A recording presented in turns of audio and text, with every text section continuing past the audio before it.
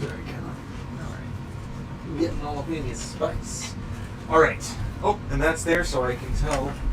Wow, everything's working? What? Okay.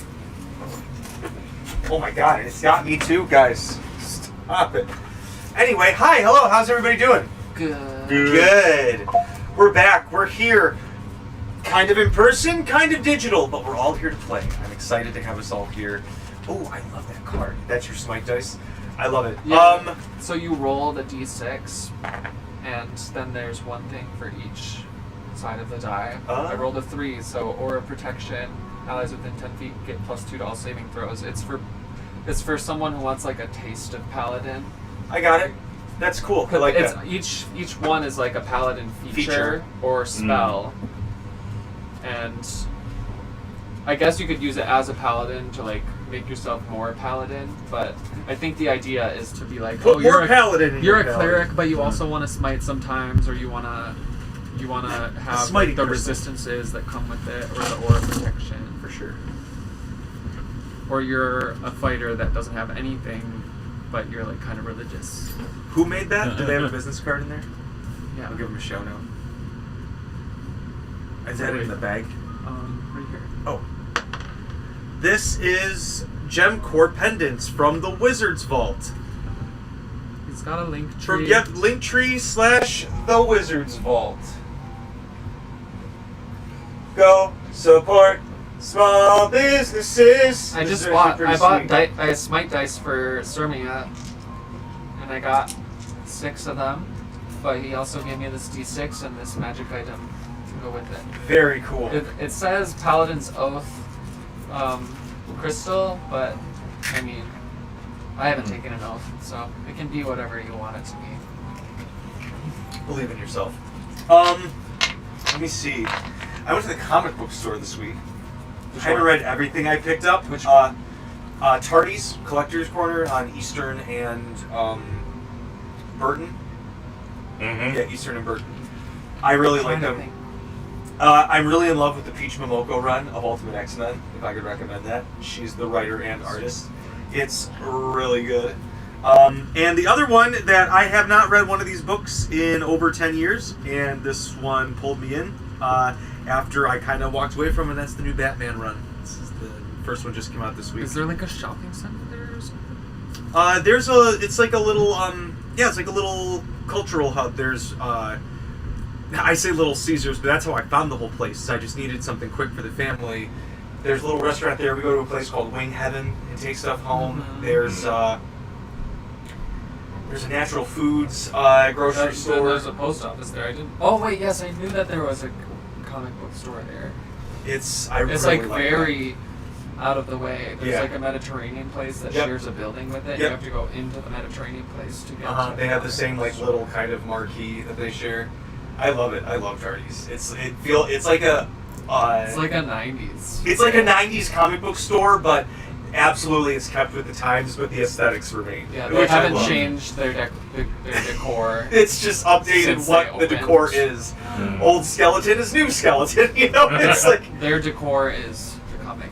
That's what it is, though. It's really I really like them. They're really cool. They're really good with Saoirse, and the wife does like she does like a Monster High YouTube channel, and Saoirse loves the Monster High dolls, so they've got like a bunch that you can buy there. And so when she does her her chores and saves up her allowance, she's like, nerd. It's a yes day. I would like Monster High dolls. I'm like, yeah, you got it, girl. Nerd.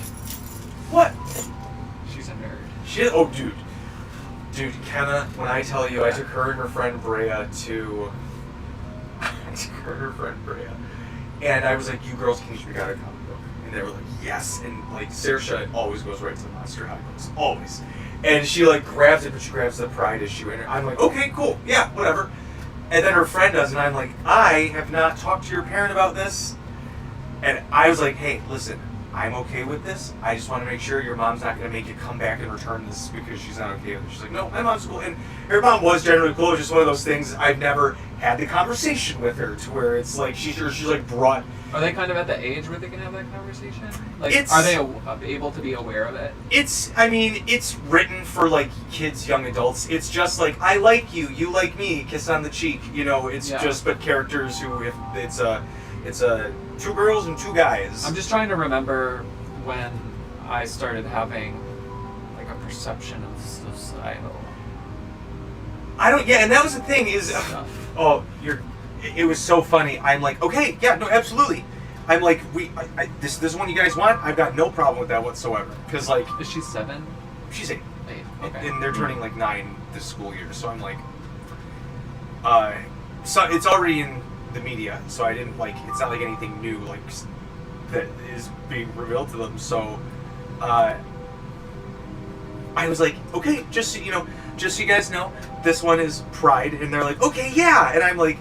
And they're like, what does that mean? And I'm like, oh, it means that it's like LGBTQ stories. And they're like, oh, yeah, for sure. Yeah, great. And then Sarah, she goes, wait, what does that spell?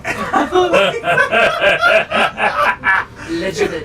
It was such an innocent, like, moment of, got it. Oh, God. It's an acronym. It was an acronym. But it was great because as soon as... But it's so great to see the comic book magic happen because as soon as they both got back in the car, open the bags, open it, you just hear them go, oh, that's my favorite character, oh, this, and they're just like reading. It was so great. I love watching kids just like, can't wait to rip them open and read it. Anyway, that was my preamble. Oh, and let's give a shout out to the Monster Vault, too. That's going to be available to... Did you find your email? I haven't. I'm sure that if you bought into the Kickstarter, then they sent you an email asking to pay for shipping. You're right. And I'm sure that doesn't time out because you like paid for it already, right? Oh, Dragon Nets! Yes! There's only a few in the Tome of Beasts. I've only been on Reddit like very briefly, but from what I saw on the Kobold Press, they said that they are super happy about the quality of it. Content. Looks fantastic. I mean, they always make great stuff. I was getting. I will admit, this is and the music will dramatically back me up on this. I was getting a little sick of 5e. To be fair, I played like 9 hours within 1 week with Dylan and his friends, so I was a little. What, this week? Like 2 weeks ago, and I was just like.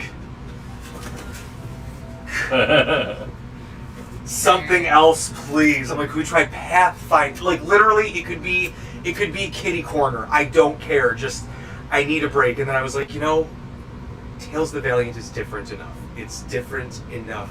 I can pull. We just got the new Player's Guide out, I think, with expansions and stuff. Oh no, that's the latest Kickstarter that just finished. Player's Guide 2? Yeah. I didn't buy into that. I'm just going to buy the book when it comes out. Because I was sick of waiting. They kept sending emails. They're like, it's going to come. And I'm like, when? And they were like, oh, in 6 months. Yeah. And stop telling me. Okay. To more serious matters, my friends. We're at the Marisel party! Yay! And the part of the soiree for Sermia's big outfit reveal is swift approaching. However, you guys have kind of been entwined in some family drama, as it were.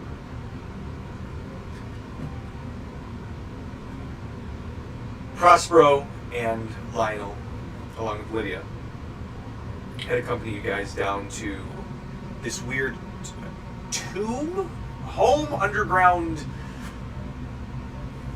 hangout that Poirot seemed to have been using for at least some time, and that someone else seemed to have been sharing with him, at least recently sharing a glass of wine. When you returned, it was empty.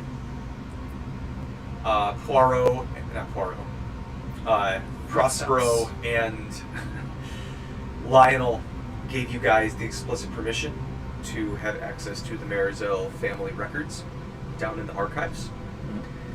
They have asked that you don't take it necessarily too lightly because there may be protections that are old that might need some physical attention. Or not. But you've only got a little bit of time before the soiree begins, and so it's an easy way to kill it. And so you have found yourselves down large, huge double wooden doors, big handles, got to turn them open inward, and with you is Archibalda at the door and Lydia, and they turn, and Archibalda, while not as physically large as her father, personality as large as her father, steps forward and goes, you know, even I haven't been allowed to step into some of the deeper archives here. I'm pretty jealous. But, you know, Dad asked me to keep an eye on the guests and schmooze, so you guys get to have fun.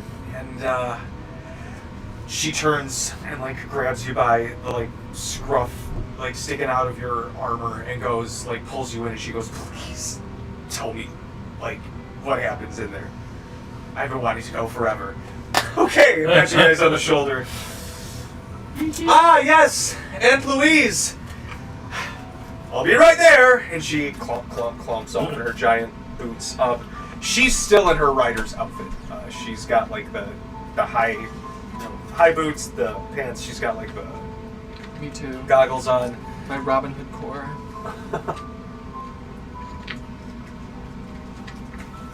But Lydia turns and goes,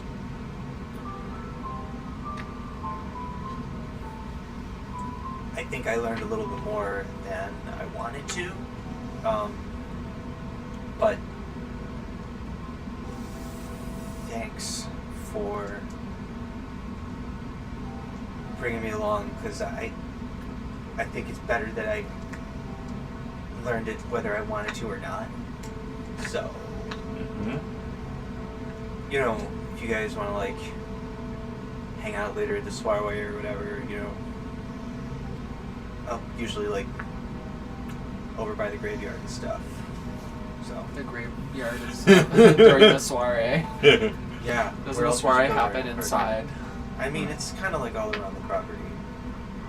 So Is the graveyard part of the soiree? there it is. Oh, okay. Oh.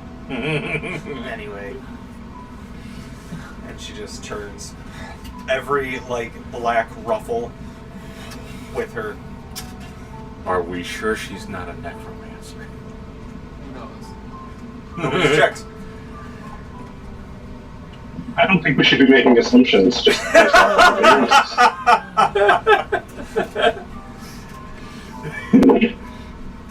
If somebody told me that I'm like a necromancer, I think my feelings would probably be pretty hurt. It's kind of the opposite of my whole thing.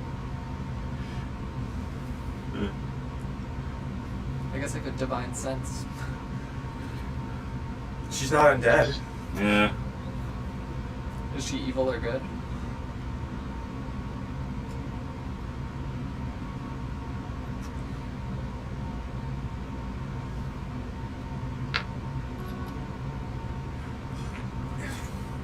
She's good.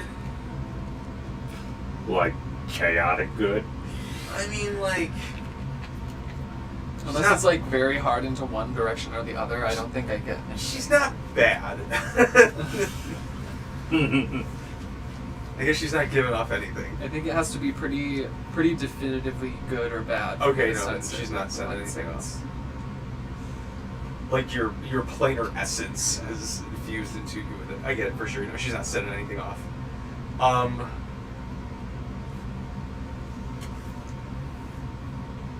Your divine sense does pick up infernal fiend. Sorry.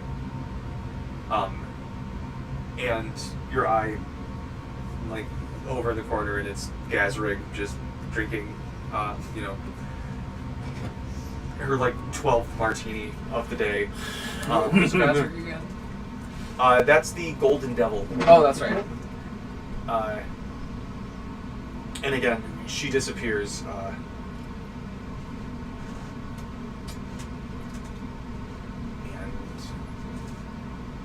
there's anything else you guys want to do, otherwise, the archive through doors. Apparently, you have to fight something in there. I guess I'll get my armor on. So, since I wasn't here last week, did we find out who it was that locked us in the cave originally? I don't think so.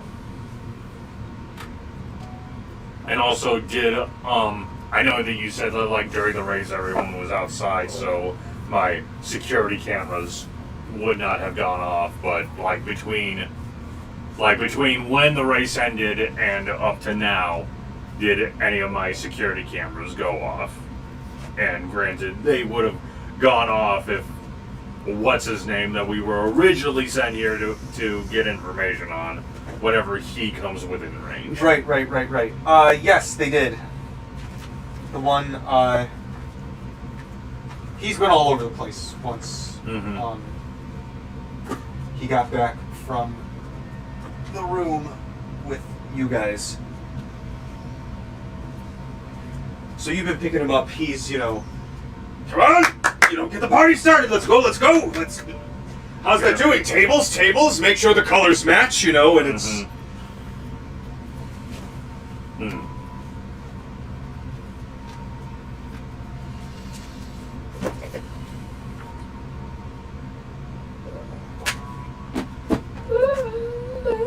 So.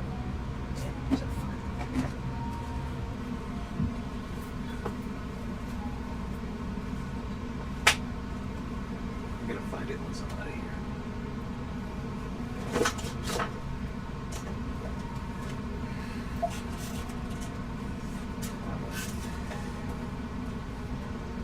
It opens up to what looks like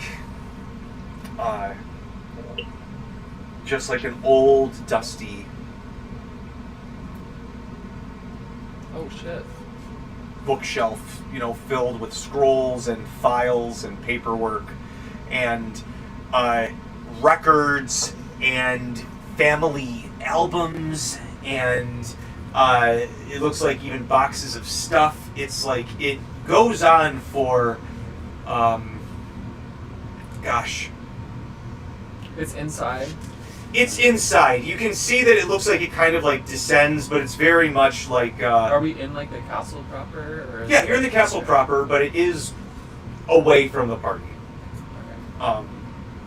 You're not like the party's not like happening next door. You kind of had to down some hallways. It's not like Gazrick was following you. You kind of saw her passing in the hallway as you were walking. But you're maybe distance-wise a few hundred feet from the party proper. They've taken you through some corners. You're maybe what would be considered like a basement or a sub-basement. At this point, and it goes on for maybe like at least 100 feet of just like similar to like this book or like did you ever see the It's just a hallway, or is it like a circular? It's just like a big hallway with tall, like very dark, the same kind of dark wood that this whole place is like. Is it like a narrow hallway or a? No, it's like a big. It's just like a big room filled like shelf into just pure darkness. Okay. But it's like kind of open. Mm-hmm. So it would be like. Oh, you got the stats. Man, I found this behind my my craft area, and I'm like, oh, that's so nice. How have I never done anything with that?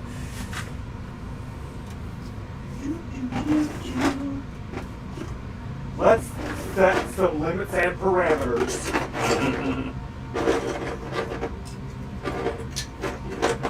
Let's use the graveyard pieces. I hate Google AI when I try to search anything D&D because it just doesn't get it.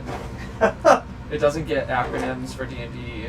So you have to I specifically have to like say type it all out. Dungeons and Dragons. No, I have to type Tales of the Valiant because Google AI doesn't know what TOV means. Did you mean tab?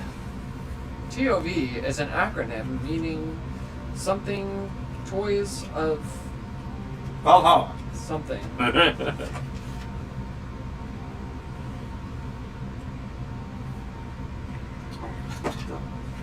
Okay, so. Boop. God, they're gonna fucking make me download. Do we have the Monster Vault on Discord? I believe so. I just learned from Shard that during my bardic performance, everyone has advantage on death saves. Oh, nice. I think that's one of the later level things if you get it. That's cool, girl. I'm pretty sure it's Celebrate Life, which is second level. Really? Yeah. Is that like one of those things that's... Oh no, because that's also It's why just they I get use their bardic life performance back. and everybody has advantage on death saves if they're in range. That's right. And it says that it specifically says they do not need to see or hear to receive that benefit. Ooh. It's just sort of like your general vibes are sent out into the universe.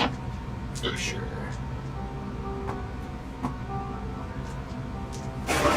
Oh god. This poor god skeleton has been put through the fucking ringer.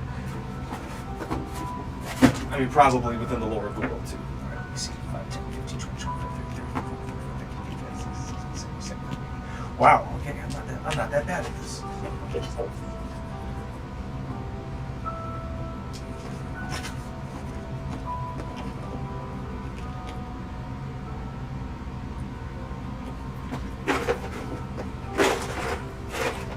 Feel free to talk amongst yourselves while I get all of this set up. Yeah. So essentially what I missed last week was we did the second part of the race, and then we went back to where we originally were fighting the goo, but everything was gone. Yeah, we escorted some people there to show them what happened. I mean, we told them what happened, but then we just kind of went there to be like, this is where this happened, whatever. And it was full of goo, and now it's not. So one can assume that it moved. Yeah, Also, Necrocar will do that to you. Mort did detect Lionel's trauma, and Oh, yeah, found That's out right. Flashback. Flashback moment. Yeah, we had a flashback of Lionel, the big guy. We found out that in a drunken altercation, he stabbed his father during an argument after having a bottle thrown at his head, and he threw the bottle back, and then it just escalated. He stabbed his father. His father calls him a disappointment, and then uninstalls himself. Which kind of is making Mort think that he may be a witch potentially. I know I'm going unnecessarily overboard with this, but I'm just so happy to have, like... Archives! Yeah. Archives! Look at all the books! Look at the bookshelves! Oh, Cassidy's on cloud 9 right So now. Mia starts grabbing books just to see if it activates a secret door. She'll be like, okay, nope. Well, I could just use my X-ray vision to see if Nope. any of them are. Nope. Nope.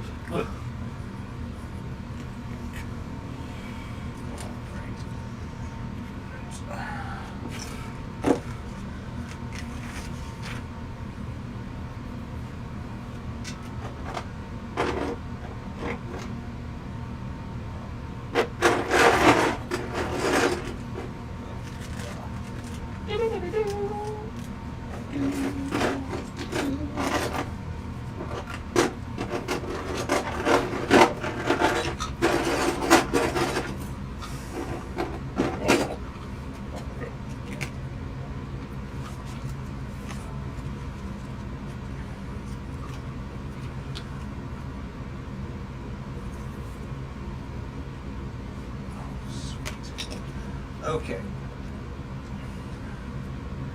So I'm pretty sure that it is about 100 feet. So,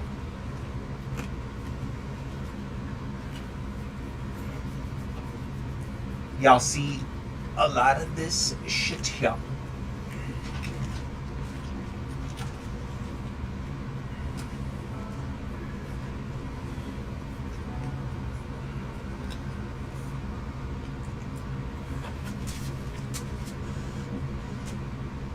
Only if you're here. Oh.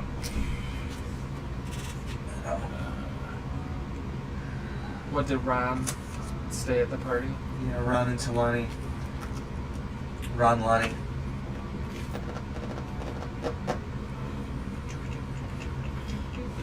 Who are we looking for? Mort. Mortine? Mortine.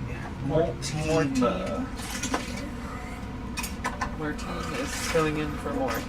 Never call him Morty. There we go. That's OG Mort.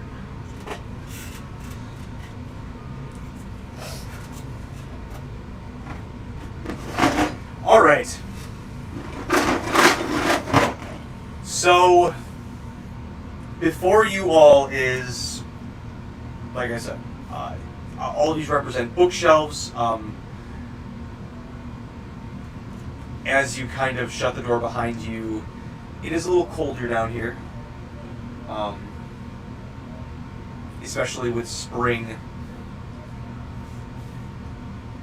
barely getting its grasp on the season.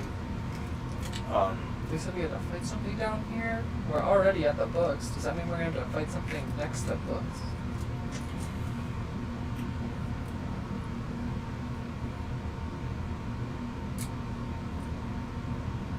So, within here, there is information that may be pertinent pertaining to Poirot and his business dealings. Is this like a history of the family, or is it like a You're lie? trying to find anything that might be able to grant some clarity on if he is like a lich, like you've been saying. Yeah, but like before. what? The existence of the archives. Is this archives of the family, or is it like a library? This is the family archives. So it's just information about the family? Records, memorabilia, historical whatchamahazards, All right. photos. Well, Cassidy is I going. go straight to memorabilia. Investigation, please. Cassidy. So good. So we're trying to find out specifically 11. about this one person. Poirot Marisel. Poirot Marisel, And okay. Anything that might specifically have to do with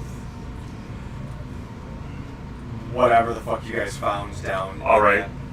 So Cassidy's gonna try and see if each a shelf of books is trying to see if they're divided in different subject matter, and try to see if he can narrow it Probably down on. chronological. Yeah. It's approximately chronologically, the memorabilia is kind of there's memento shelves, as opposed to the records, as opposed to the photographs, but sometimes the photographs are mixed with the records. There's definitely an area that's mostly business papers, but you also find there was definitely a time when they were less organized about things, and here they got more organized, but for the most part there's... I only got an 11. Do we know any? Do we know if his if he had a if he was running a business that had a name, or was it just something within the family? No, it's the Marisel Trade Company. Okay, so so Cassidy is going to try and find any of sections of books that are pertaining to the company itself, or to him, him specifically. Okay. Pull me an investigation on that.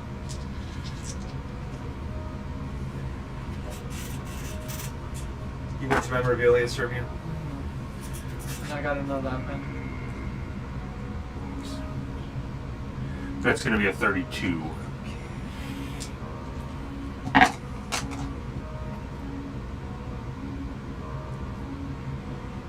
Mort, Braddock, do you guys have anything specifically you'd like to do? Who else is here?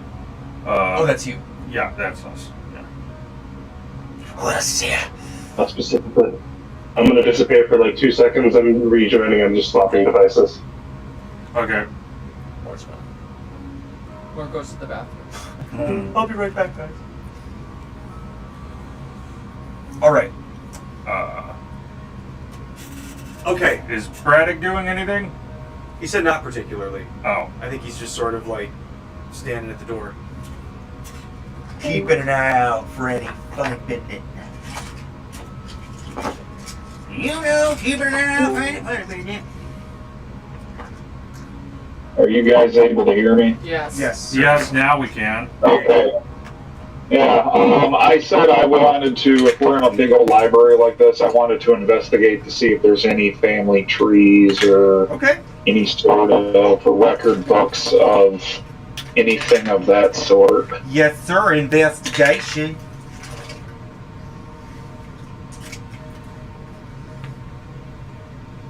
Uh, 22. There it is.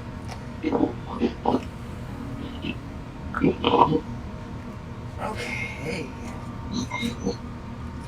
Oh, guys.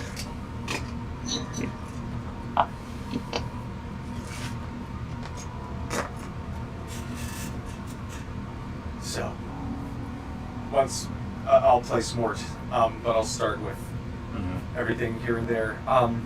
First, Cassidy, you're like, I will look up everything kind of pertaining to Poirot, Marisel, and you realize as you're starting to like, shit.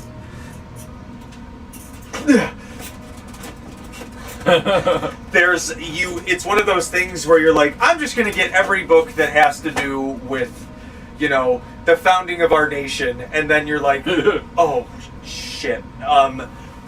There's a lot of stuff about him here, especially because he's the most recently deceased in the modern age that they have here.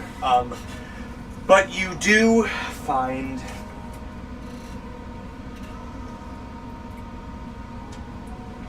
some other names that keep popping up.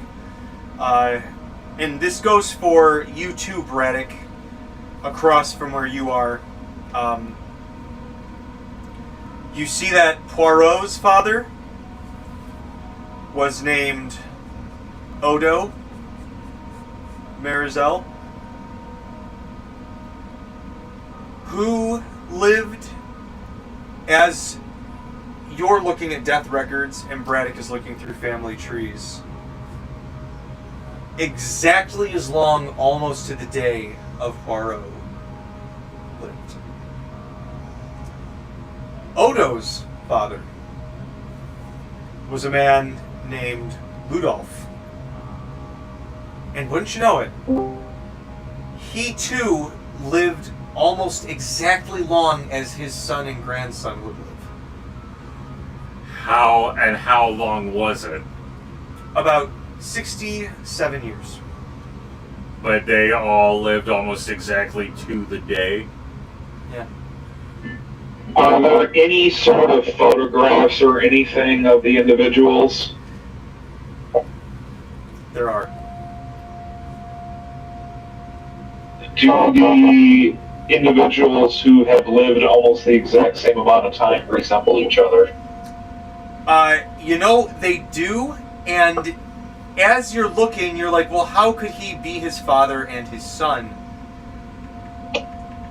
The math ain't math in there. But you notice as you're going through the photos, and this trend keeps going. It like keeps... It's approximately like that exact time. It might not be to the day, but it's like within that year span. But you see there's two faces that keep popping up. And one is without a doubt the Poirot that you met. The other one is Tracheo. They look the same? It looks just like Tracheo, as he does now. Alright, so I think it's pretty obvious that we are dealing with the exact same person that somehow has achieved immortality. Mort, were you doing anything? I think it's more like he's passing his spirit on to his grandson each time, and thus turning into him. It's kind of like the family in and of itself is damn near a phylactery. Oh, so he's transferring his soul into his son or grandson. His progeny. Exactly. Mort will,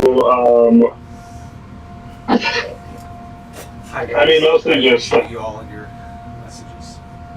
see if anything rings true as Lichcomb to him. That's mostly what he's looking for. Is there anything cool looking in the the memorabilia? You know, there are some things that catch your eye. Any shiny? Sorry, Jeremy, what did you say you were doing? I said Mort is going to just be researching to see if anything rings true and makes him think like Lichcomb at all. Oh. So as you're seeing them put these things together, Mort,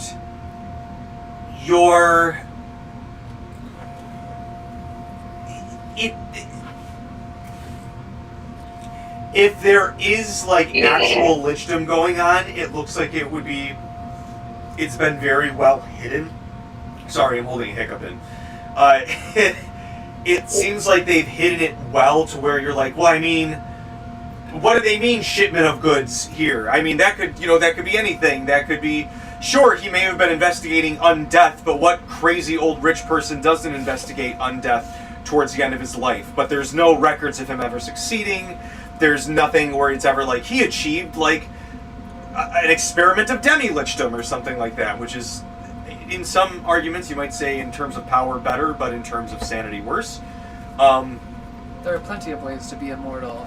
Yes, there are numerous levels of lichdom, but from what you're seeing, if the evidence is there, you might need to take some of the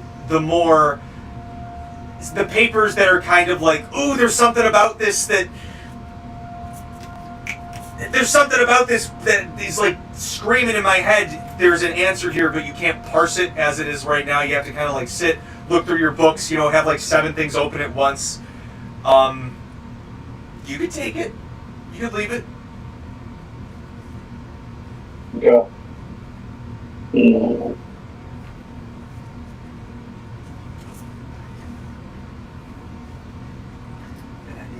So, in the memorabilia, Serbia, you find an old harpoon. You find an antique chess piece. Antique chess set. There is a family portrait, but everyone's dressed very old. It's painted. But you can see a very young looking, it takes you a second, but with your passive perception, the low investigation but the high perception will at least let you perceive this painting. Towards the kind of edges of the family are 2 young men. One looks just like Tracheo as he appears now, a young man, curly, dark hair, and the other a young Poirot. Young man. As you all are, so Mort, Is it like behind a glass case? yeah, like pastiche up here. I will. I'd say you'd probably be gleaning that more from what Cassidy's finding. So, as you guys are all looking and being like, "Hey, I found something," and it's like, "I found something too," and Cermia's like, "I found a pointy harpoon." You all notice as you're talking, you can see your breath, like it's gotten noticeably colder. Braddock, you being closest, hear the door almost lock. And the shadows seem like they've gotten darker. But you feel like a suppressive air about the room.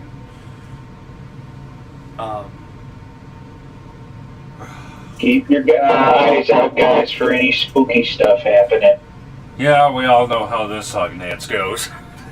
Braddock, as you say that, In the song and dance. Braddock, as you say that, books on this shelf just come flying off. Books on this shelf. Well, that's just insensitive. The scrolls from here.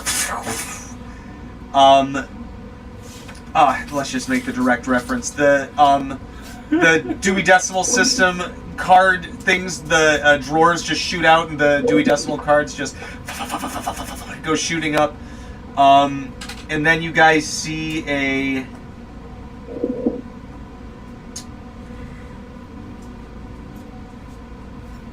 iridescent blue figure walk across More from ghosts? here to here. I thought it was like a security system.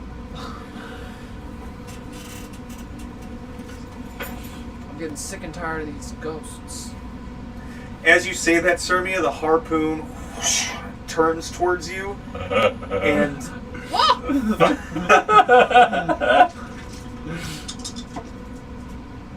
it misses. It very clumsily, like... It's in my hand, so it just twists towards me, and I'm too strong to let it move. And you guys hear like a...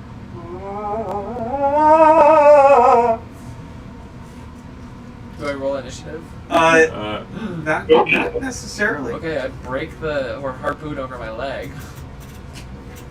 Strength check. That one. Oh shit!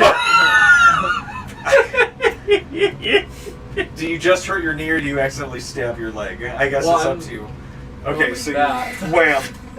What do you shadow your knee?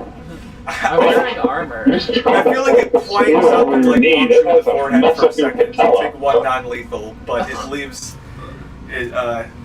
You get the little anime scratchies on your forehead.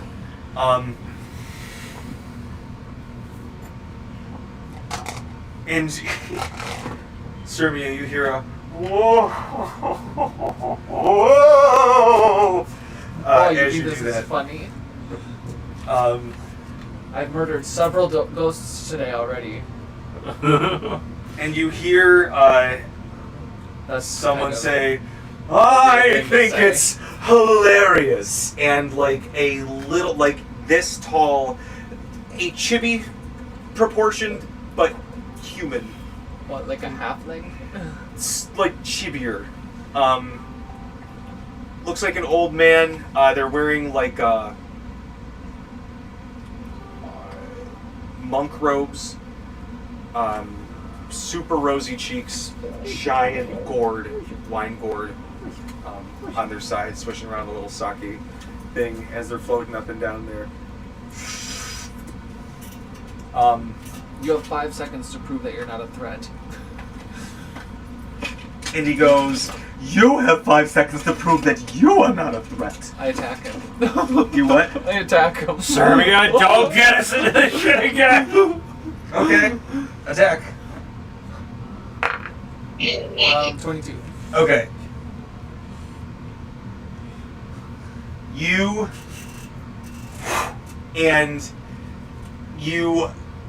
slice him right down the middle, and he both sides half, but reacting like as if they were still one. He's like, and he like grabs the other side and pulls himself together. That's disgusting. And he goes, so are your manners. And he, Who the fuck is this loser? Apologies for my companion's behavior, but I can assure you we mean you no harm, considering it doesn't look like we can cause you harm. Well, I'm glad that somebody here has manners, but I was just curious how you happened to get into the record vault. It's restricted, and it is my job to make sure that people here have to follow the rules in the vault, as it were. I pick up a book and start reading it. Okay, I mean, that's not wrong. Understandable. We understand you have a job to do, but we were let in by the head of the family because we are trying to solve a mystery going on here at the island, and it has to deal with the family. So. Oh, right. I'm here and I'm the head of the family. Mm-hmm. Yup. Who's that again these days? It's all a blur. I've been doing this for so long. Like they don't notify you or keep you up to date? What year is it? It's been a while since anybody's visited me, so excuse me if my manners are a little bit, and as he puts his hand out, like literal multiple ones of him pop up every time he does this, and they all go all over the place, and then they like shunk back into him. So then I tell him what year it is. Good. Well, no shit, it's been... And he starts counting, and like all these fingers just start popping up around his hand to where he gets to like well over 15. He's like, a while since anybody has come to visit little old me. Mm-hmm. So... Well, then how are there records of Poirot and whatever the other guy's name is? I always forget. Listen, if you promise not to pass it on to the bosses, sometimes I take a little nap over in one of the book nooks, so... Well, considering it's been so long since anyone has come down to visit you, I don't think they mind. What constitutes a little nap for someone who thinks that it's been a while since someone's been down here, but they just constantly update the archives? Were we just lucky enough for you to wake up? Listen, it's usually just one or two people come in, drop something off, and get stopped noticing it after a while, but you all made a bit of a racket, so you kind of jostled me up. Mm-hmm. Well, we were given access to go through the archives because we are looking into out of game. What was his name again? Lionel. We were tasked with looking into Lionel, the one who recently passed away, and Poirot. Sorry. What? Poirot. Yeah, we were tasked with people. We're looking into a dead lady. We're looking into a dead guy. We're looking into a dead guy that maybe not be dead. Yeah. So basically, like people, about that yearly party that goes on. Oh, the soiree. Yes. So that is what is going on right now. The dumbest name. It's already tonight. It is here right now. Oh my goodness. You can use any word for party, and they chose soiree. Yeah. So, but they can be a bit pretentious. Yes, but it turns out that a good number of people have been dying during the party every year that they have it. People have just assuming that they have been accidentally been walking off of the edge of the island, falling off. But we have discovered that there's something more nefarious going on, particularly rituals and people getting sacrificed. So yeah, we're kind of looking into that and trying to put a stop to it. And we think that this guy might be at the center of it. So I'm just here to wear cool clothes, actually. I'm just here to show off.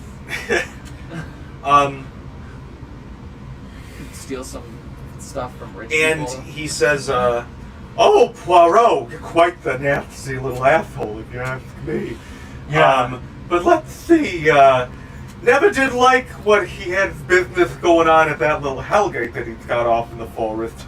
Oh, yeah, we came across that. Yeah. Well, what do you mean? I mean, he used to take people there all the time. What is it, some sort of secret these days?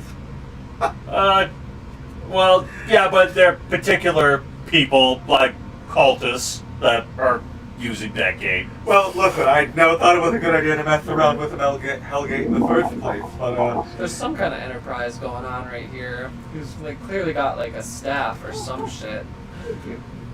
Well, hey. Like a bunch of people that are working. I never liked the guy. I was happy when he kicked the bucket.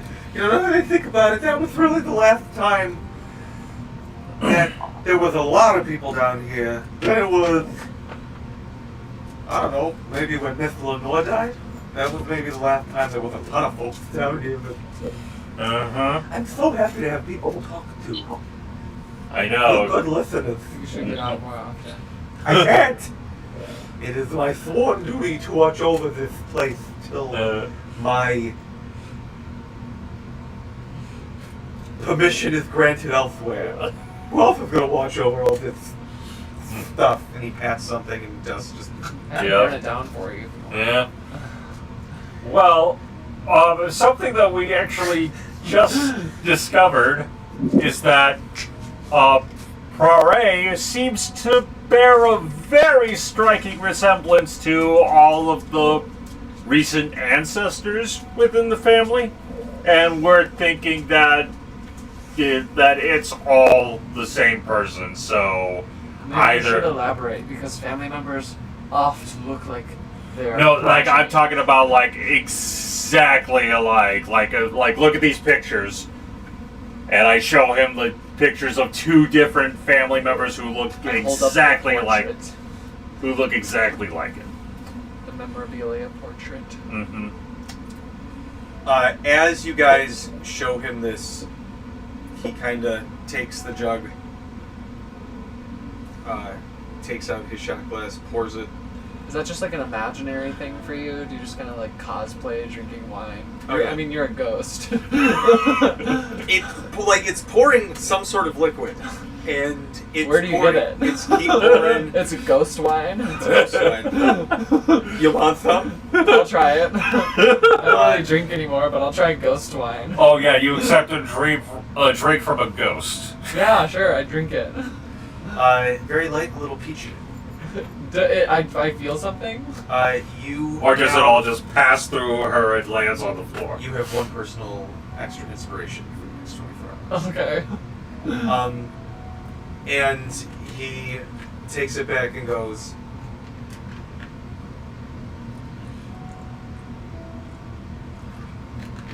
you know, I was really enjoying our talk, fellas, and Myth.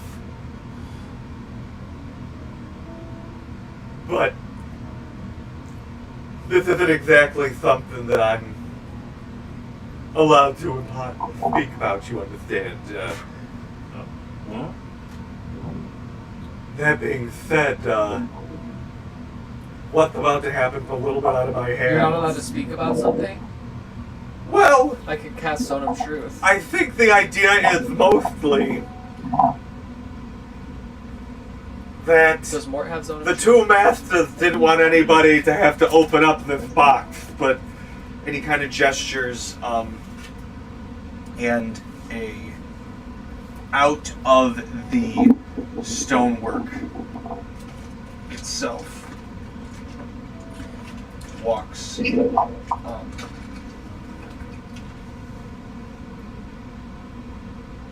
a steel. What, like melt with stone type shit? Yep. And its eyes, or it's got like a cyclops style visor, almost lights up and blasts towards you, Sirmia and Braddock, and you guys duck, and like it singes a hole like straight through this into the wall back there. And we'll take a quick bio That's break, just and then rude. we'll roll initiative. That's just rude. But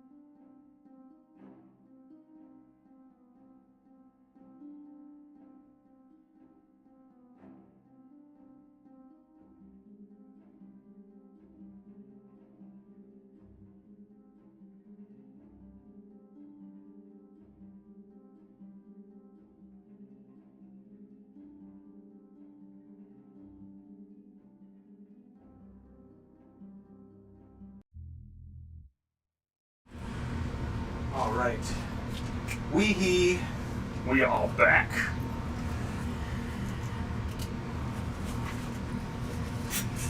All right.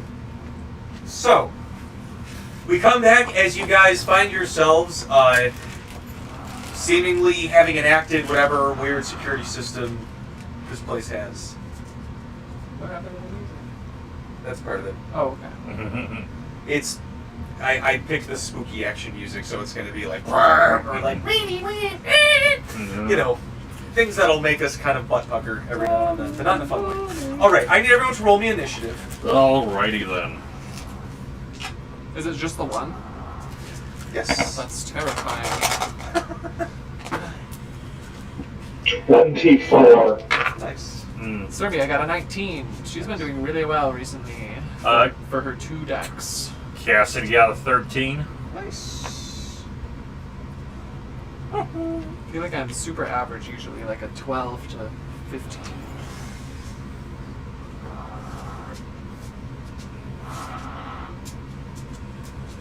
Don't worry, I'm rolling too.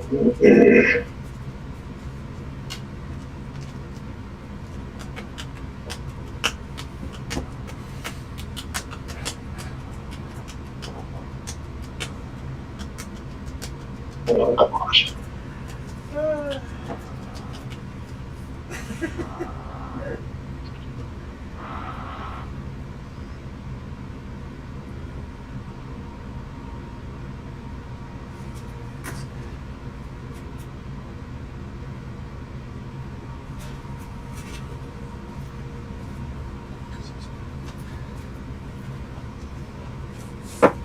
Oh God. Yeah, kind of with you getting into the bestiaries and stuff, feel free to take like the uh-oh shelf, like any of the monster uh-oh books. shelf? Like these are all of these are Kobold Press bestiaries. Yeah, That's what I told those are what he refuses for Hamhod. Oh yeah. Or at This- least I've barely used this one yet, but like the devil, like the dancer who has come and like stolen stuff off you guys there from this book. Oh God, I got a love 10 on initiative. those. Thank you, Mort. And it's so like a pack. That's with advantage. I could share the PDFs with you. I like having the physical I do books. too. I'm the same. I'm the same way. I mean, I like a PDF, but I prefer to have the physical books when I'm like researching because then I can dog ear stuff. Dog earing stuff on the computer isn't the same because it's like You don't super easy to actually forget dog about a ear, do you? tab. I mean, dog earing is like opening several tabs, and it's super easy to forget about a tab, whereas you have like No, color for sure. coded tabs in it. Oh, you mean like? God, I thought you actually dog eared for a second. I'm like, God, I've No, been no. friends for a really long time. I would never wreck a book. I've viscerally. There have been times when Lauren has come and be like, "Hey, babe, look at this," and I've like, God, it makes me so. It makes me so angry just thinking about These it. are expensive books. I would not fold the paper. I know. I would think you do that. Let's see. I didn't think you do that. I was going to Discord to see if the PDF was available. I would be so tickled if the one book that Dylan took out of these is the one that I think you said it was last time. Pins.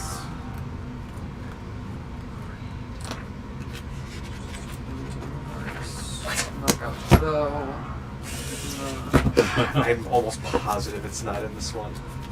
I do not see. Big monster size. I don't see TOV in the resources tab. No, I'll share it all with you. What book are we looking for again? I'm sure I have a copy of it, the PDF too. I just haven't activated it yet. What are we looking for? The Tome of Beasts, or the Monster Vault for Tales of the Valiant PDF. Sorry, I was really sure that the one of these monsters was in the first one. It's part of why I picked it. Well, fuck. Here I am. Just put my foot in my mouth. That's what the internet's for, though. Okay. Sure, that's the one I'm thinking of. Yes. Okay. at the start of the turn, we have Braddock.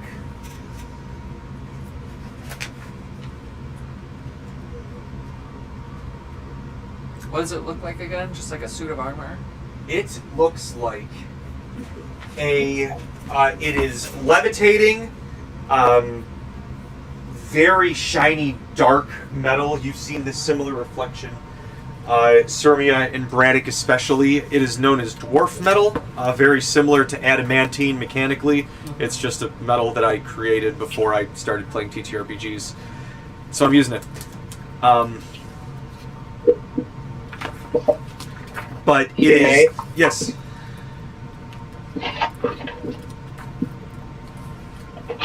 Similar to adamantine. Alright,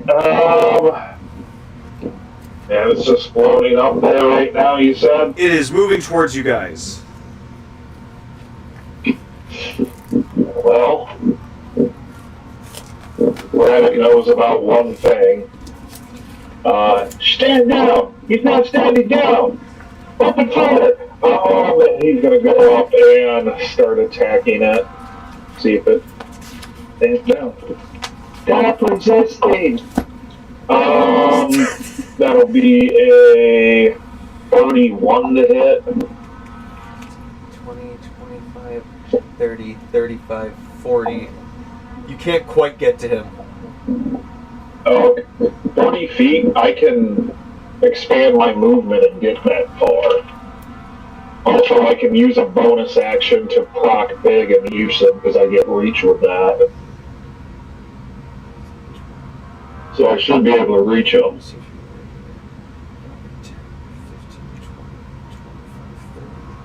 Well, he's 40 feet up in the air, then in which case... He's not 40 feet up in the air, no. I guess he was right here. You can get him with your pole arm. You've got a pole arm, don't you? Yeah. You can hit him. You could reach him. I have...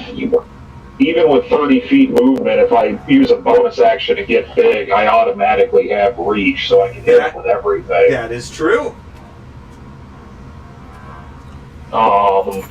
So 31 to hit with the axe. That hits. I said miss, guys. What? Uh-oh. I'm sad about the way they do keys for a shard. You have to spend basically the same amount that you would to buy a book to use it on shard. 26 to hit, or 26 damage. Alright. Second attack is going to be a 21 to hit. That just misses. Do you have a new email or the same one? Did you say just misses? 14. Yes, he said just misses. K-Judge 14. Okay. Alright. Third attack's going to be with the Great Axe again, and I'm going to use Great Weapon Master. That'll be a 25 to hit. That hits. Oh, I'm sorry, no, that'll be a, that'll be a 22 again, which I think misses. Yes. Alright. I'll have that be the end of my turn. This Okay. stuff is hard. Braddock, you come and it's a ting ting, and the head like turns to you. I don't know, Mike, if you ever watched the old Sonic cartoon or read the old Sonic comics, but the robots, like the kind of stormtrooper-esque robots that always followed Dr. Robotnik around, they had like the kind of dome head and like the Dr. visor, October. it like turns towards you and the eye like lights up and it goes,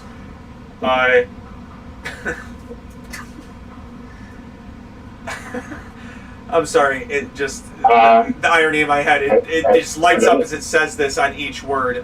It's like,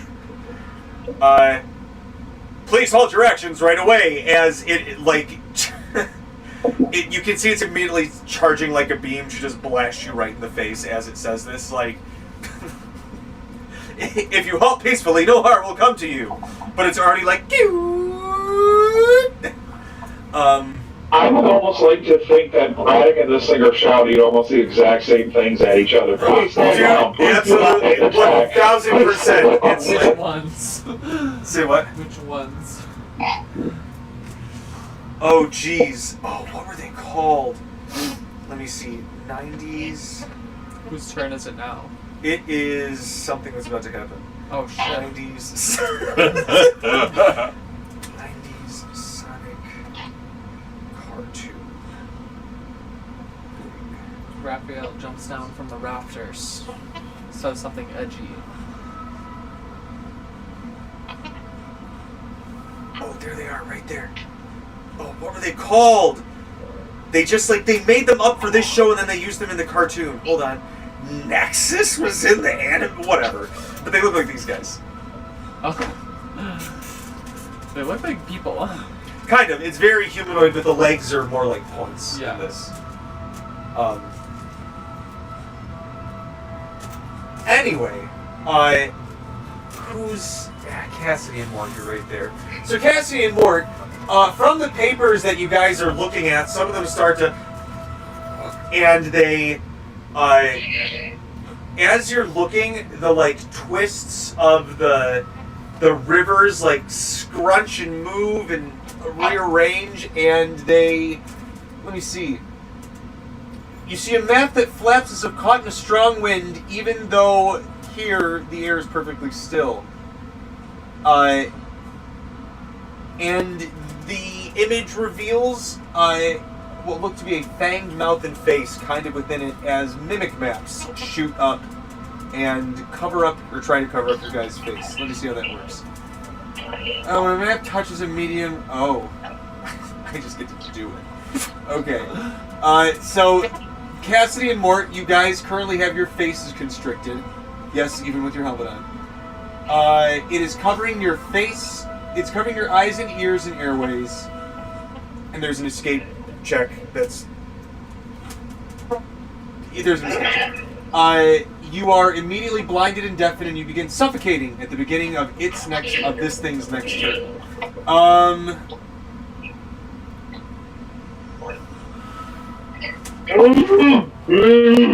Yeah, actually, that's you know what, they're just gonna smack you with their pseudopod while they're at it.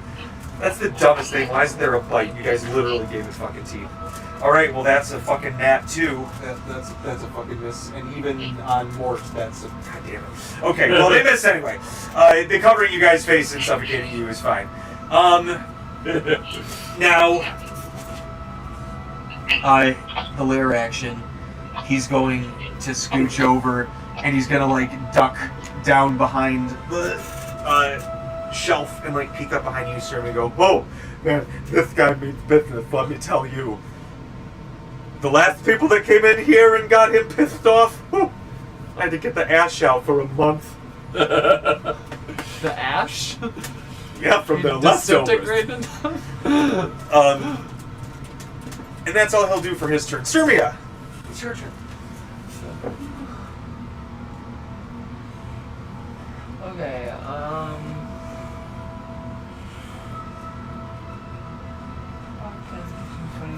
30. No advantage for me from there.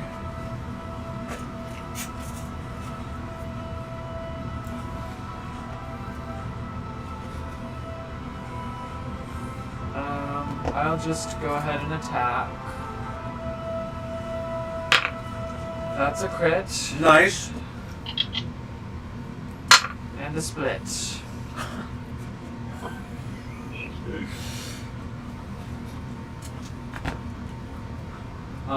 We'll do a 4th level smite, and I'll use a bardic inspiration to add a d10. Oh yeah, girl. Which would mean I add 2 d10s. Or it'll be just double the d10.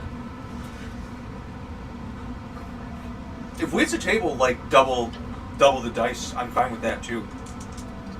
I don't know if I have enough dice for that.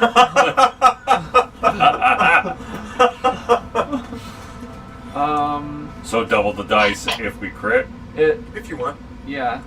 You It's either kinda double like how damage with, or roll like, double the dice. Okay. Yeah, it's like how sometimes I'll It's just read easier. the basic damage that it gives as like to kind of speed things along, but like with the crit, especially with Mike, like I'll always roll the dice because he's like, yeah, man, dude, if you max on a crit, like bring on the Valkyries, baby. I'm assuming it's none of the things that I do extra damage to.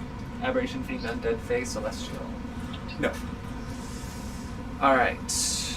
And we'll roll my. This will be the voyage of my smite dice.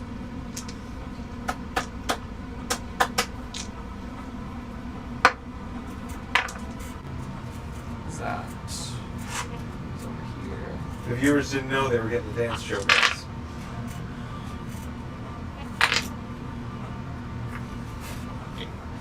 Alright. 7.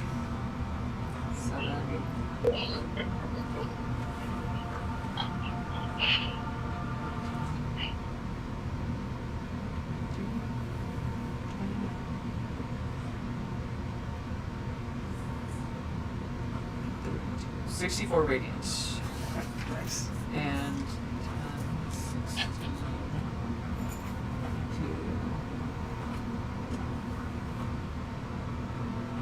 2, 56.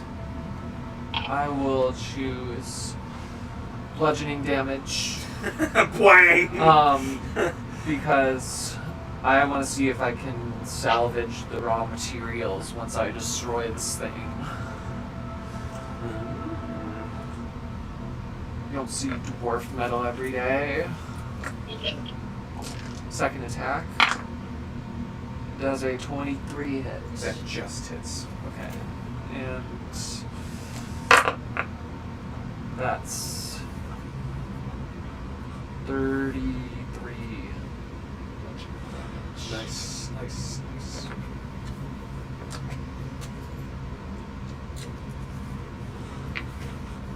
Bonus action.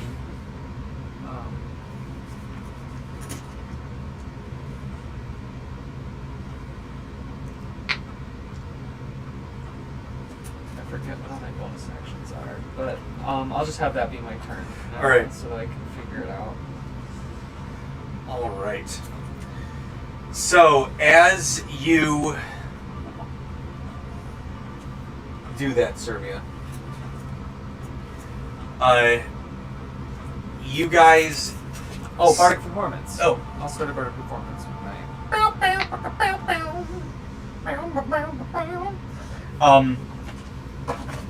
You guys notice it looks almost like the shadows are moving, and you notice the books almost look like they're bleeding, but all the ink is... And when that happens, I will let Mort, myself, and Jessica. Cassidy move up to half their speed. Oh, nice, nice, nice. And I will get into flanking with Braddock. How does that work if Mort and I are currently blinded? But you can You move. knew where everything was. okay. You probably have like a sense. But here's another thing. I already had my X-ray vision activated, so even if a book or a sheet of paper is covering me up, can I still see through it if my X-ray vision's already activated? Yes, you still have the other things, but you're not blinded. Okay. So I can move half my speed. Yeah. So. How's that work 10. on a helmet? I imagine. Oh. Yeah, because if you said I was suffocating, they would have had It would to have get- come like in like Iron Man mouth. That's an awfully So small line. hole that it would have to squeeze through. It is as thin as a sheet of paper. Oh, good point. Can you see through creatures with X-ray vision? Well, it's Well, I think if it's a covering sh- his face because it might be yeah, in the helmet. and if it's a literal sheet of paper, then yeah, I can see. I definitely can see through it. Just look towards a bright light. Okay, so 5, 10, 15. I can move up to here. And then March can move half of his movement.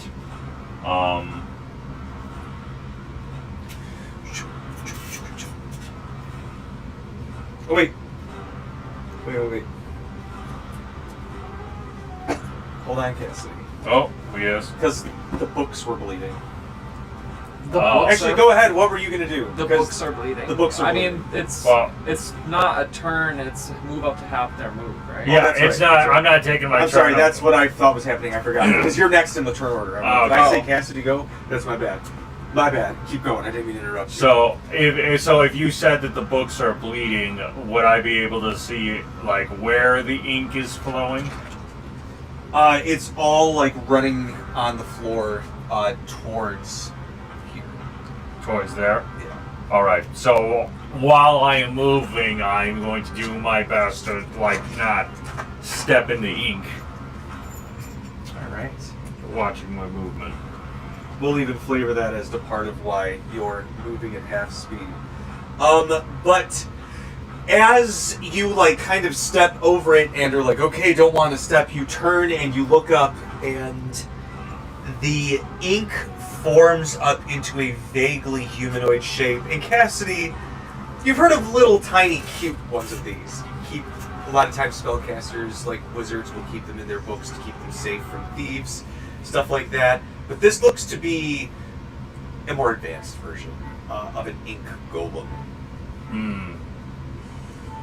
And it's gonna go. Amorphous. That's a great skill. All right. Let me see. It is going to. Oh, that's what it did. Quick movement. Then it's gonna do.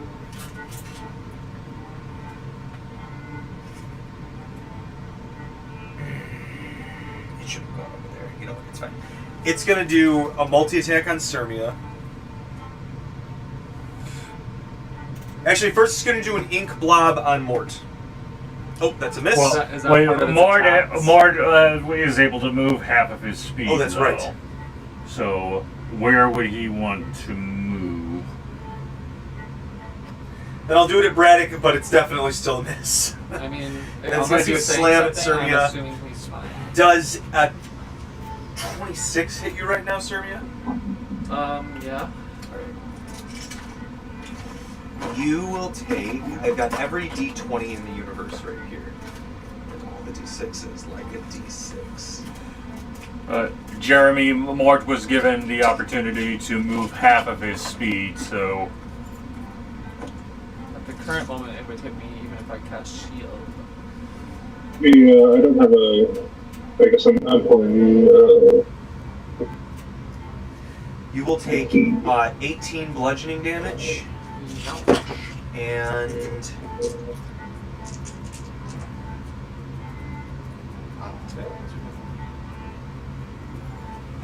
23 poison. 18 bludgeon, 23 poison. That was the Sirmia. No, Mort. Stop. Stop it, Mort. Cassidy, it's your your turn now. That was just Alright. Sirmia. okay. So then, Never mind. so with I feel your pain though. It could only ink blob and attack once. It can make 2 attacks. I could have done 2 slams, but I wanted to see if I could hit someone far away, Oh. and I rolled 7. okay, so is there am I able to attempt to get the paper Yep. off of my? It is either it's a strength. I don't know why it would be a dexterity. It says escape, but you have to just roll a strength check. Roll a strength check. Okay. To rip it off your face. Gonna use my What? You don't feel confident with that, John? No, I don't feel confident with that at all. That's better. That is going to be an 18. Nice. And you're like, you're trying to like get through. I'm imagining like the old like 90s, 80s Iron Man with like the Nintendo cassette tape eyes, and you're like trying to, God damn it! Like you can see the little paper flaps like out, and finally you like open up and you like rip it off your face just like that with my fucking glasses. But it's like, you know, just like trying to, like an angry, wet piece of leather, just Gross. All right. So is that thing still there, or is it? You are no longer. You're right now. We consider you holding onto it. If you just want to throw it away, you can. Yeah, I'll just toss it aside. Okay, so I am going to 5, 10. Okay, so I am going to move here, getting into flanking with the ink monster, and then I'm going to change my damage output, or my damage type, considering that, well, okay, so since Cassidy already knows what this particular creature is, would he know if he has any weakness to... Roll me an Arcana. Absolutely.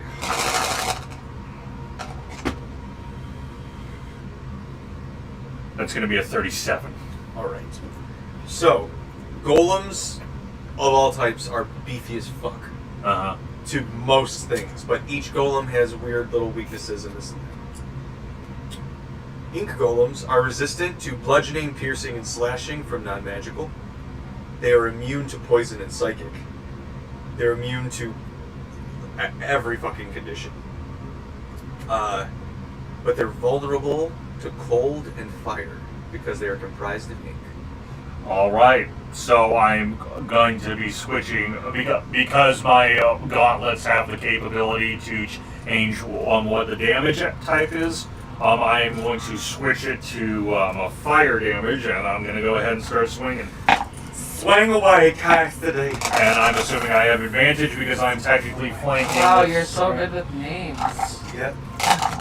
You already know his name. That is going to be a 23 to hit. That hits.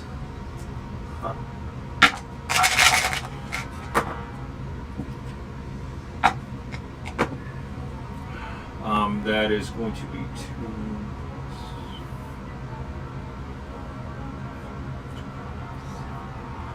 13 points of fire damage. Okay. Second attack with the main action.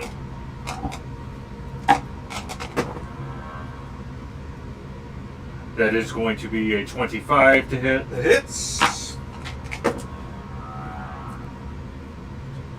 18 points of fire damage. Nice. Third attack with the main action. Natural 20. Nice.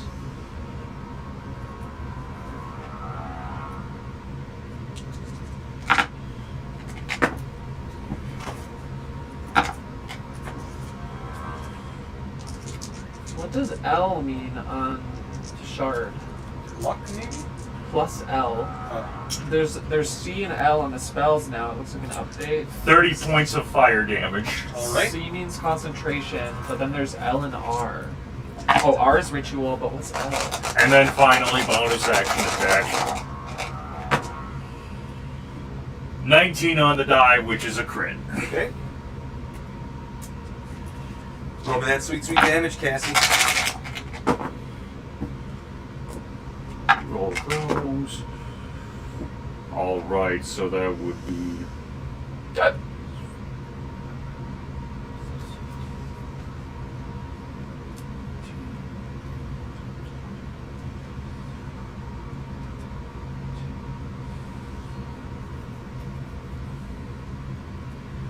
$45 points of fire damage. All right.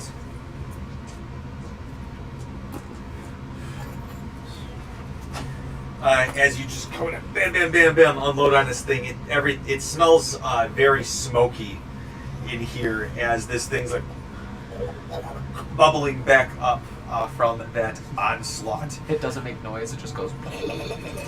Yeah, that one doesn't have a soothing citizen halt. Mm-hmm.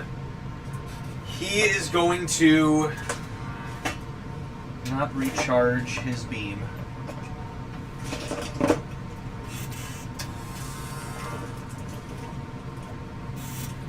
It's around me. Bring it on. walk into area. He's gonna. He's flanking. He is. Does a 24 hit? Shield. Okay. Quatang, please stop resisting. He swings again at you, Sylvia. That's exactly one less than I read last time, so 23. I Shield's have still up, 25 right now. Okay. And then it's going to turn towards you, Braddock, and try to make a grab to hit. Though those definitely miss your AC right now. As it swings and it goes, please desist and leave the area! And it comes to,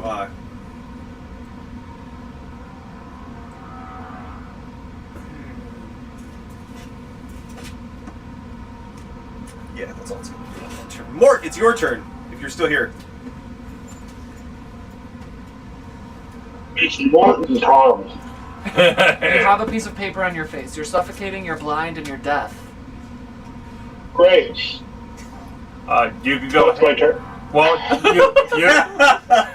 you could go ahead and make a strength check to try and see if you can rip the paper off. What's strong suit? Let's go.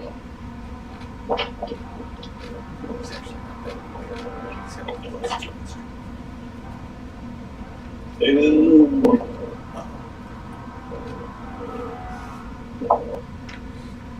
Both of you guys with that. That is a 6. Ooh, it is. You're like,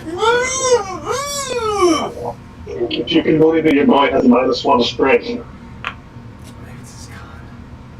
You also have, I mean, probably not good for this turn, but don't forget about your inspiration, your bardic. Yeah, I don't think it's gonna help me all that much right now. Unless you literally I mean, can I do much of anything? I can't see. Is there I'm anything blind, you can... I'm deafened. Yes. It depends on if there's any spells that you might be able to cast, or abilities that you can enact. It mean it's on my face. Yes. But I'm not able to speak either, most likely, right? Likely. Yeah, I can't. I can't do a lot. The Mimic Map. I Would made a video about these guys. it be possible for him to use his main action to try and do another strength check to try and get it If off? he wants to use, yes, I will let him do one more. Yeah, I'll If use he my main uses action his main to do another strength. Yeah. Good news. This one was a 5. Oh my god. More. Okay, don't forget, record that you have. Yeah, I rolled a 7 and a 6 on the dice. So, You have baby. you have 2 luck points now. Yeah. At least you have the 2 yeah, luck. I'll take those. One Those more. will add up. One more will allow you to re-roll, or you could just use both of them to bump it up by 2 in addition to your other inspirations. This is true. Yeah. Yep. Okay. And with that, Braddock, it's your turn. Okay. Murder! Yeah. Be careful out there, fellas. Don't destroy the armor. I think it's pretty strong. I don't know if that's going to happen. I'm going to slap it. We're gonna make Great armor out of weapon. this. That will be a 19 on the die, which is a Braddock crit. Slay. That's the idea. Hit it in the servos. Take out its batteries. Right in the servos. 48 damage. Nice. Suvia says it, but doesn't Second know what attack. it That will, with great weapon, only be a 17. That misses. Third attack. 18 on the dice, so that will be a 27 to hit. That hits. And that will be...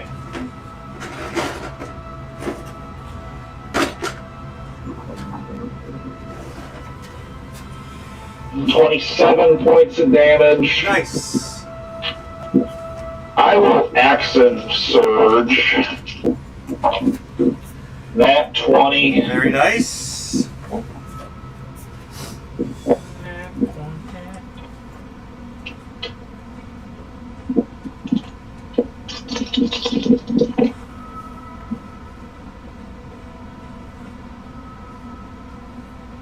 Um,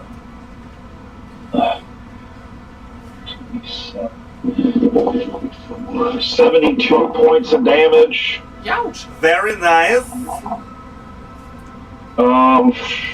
Fifth attack will be a 27 to hit. That hits.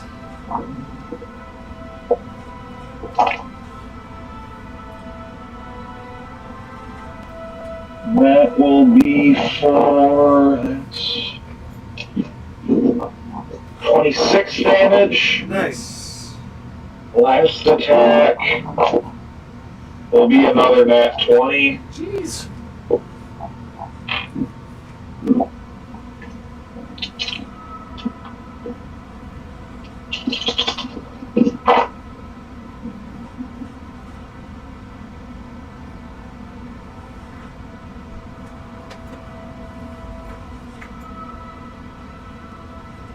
That's 68 damage. All right. And Braddock, you just wham, wham, wham, and as you're standing there, you just beat the shit out of this I thing. said stand down. It's like sit, stand down, stand down, and it's like these little sparks and wires are sticking out from everywhere.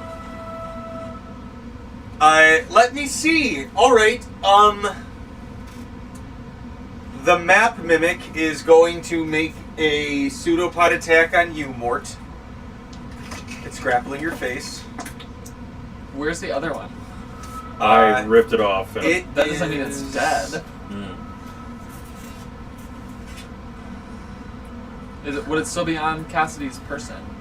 No, it is going to fly and... Jesus Christ.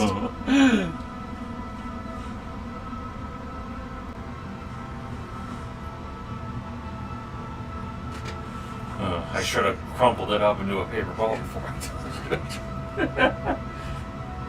You crumpled it up, it doesn't do any damage. Right, the one on you, Mort, does a 19 hit you?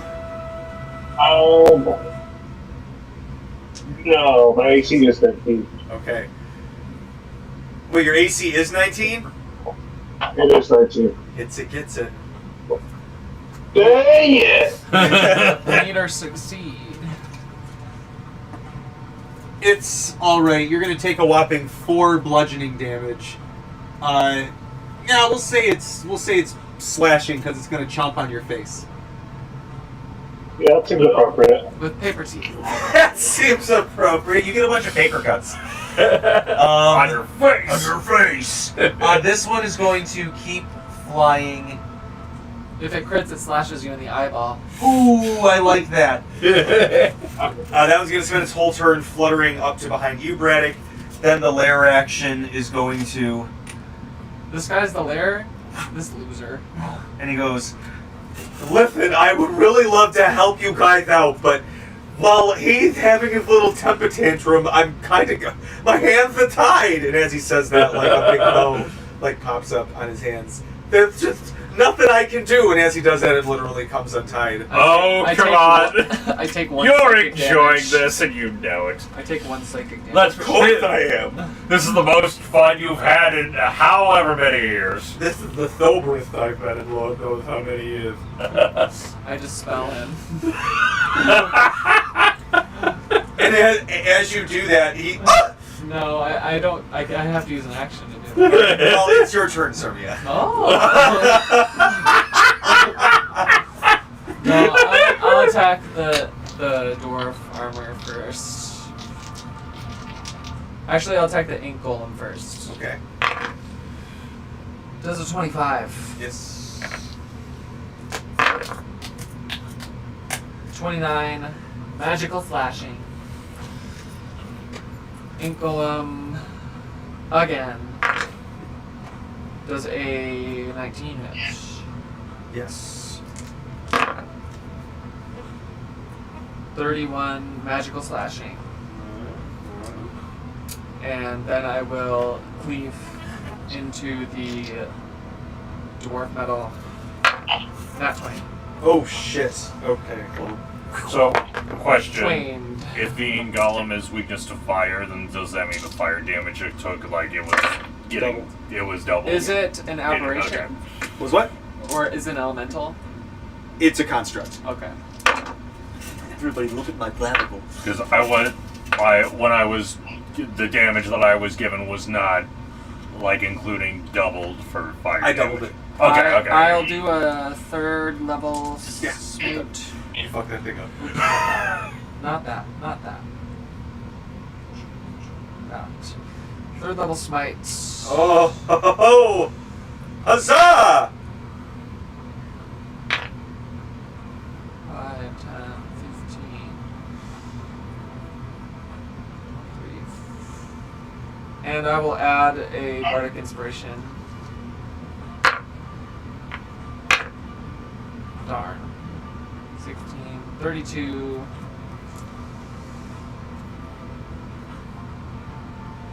Oh wait. Yeah. 5, 10, 15, 23, 24. 48 radiant to the dwarf metal and Sure. 10, 12, 66 bludgeoning.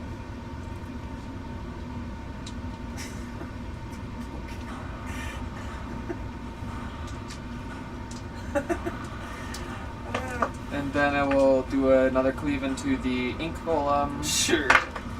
Not 20. Twain. Now, we all remember what happened last time we all started getting nat 20s. TJ suddenly got 4 nat 20s in a row. 17, 20, That was 2 40, sessions ago.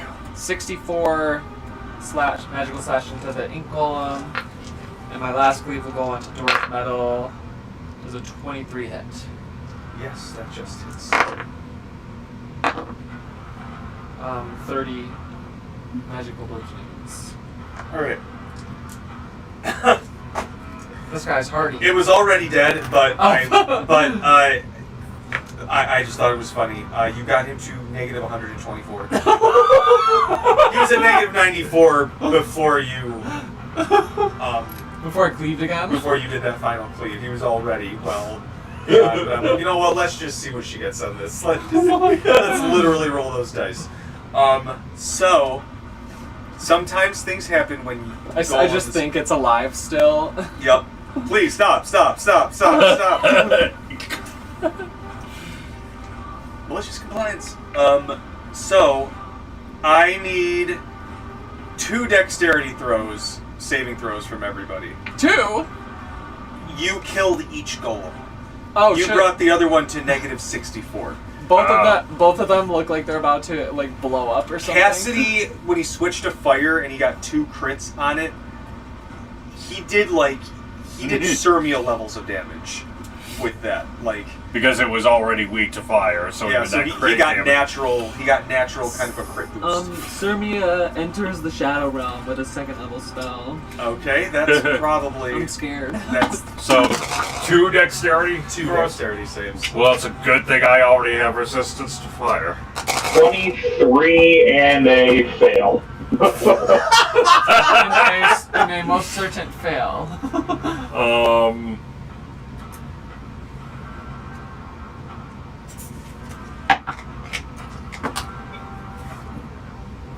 Okay, and then... Oh wait, Mort's still got a paper golem on it. Do you think it's gonna die? Oh, it's A paper. There's I don't think okay, not major spoilers because it's a piece of fucking paper, but I don't think that even if I rolled minimum damage on these explosions that they could survive if they succeed. First one was a bastard 20, second one was a 23 for Cassidy. 27 and 23. A bastard 20 and a 23. What happens to the annoying ghost? He's a ghost, so. So I mean, ghosts can get hit, and I don't Ghosts can understand. get hit. I don't understand how he didn't take damage from my attack. Mort, what was yours? These must be like a projection or something.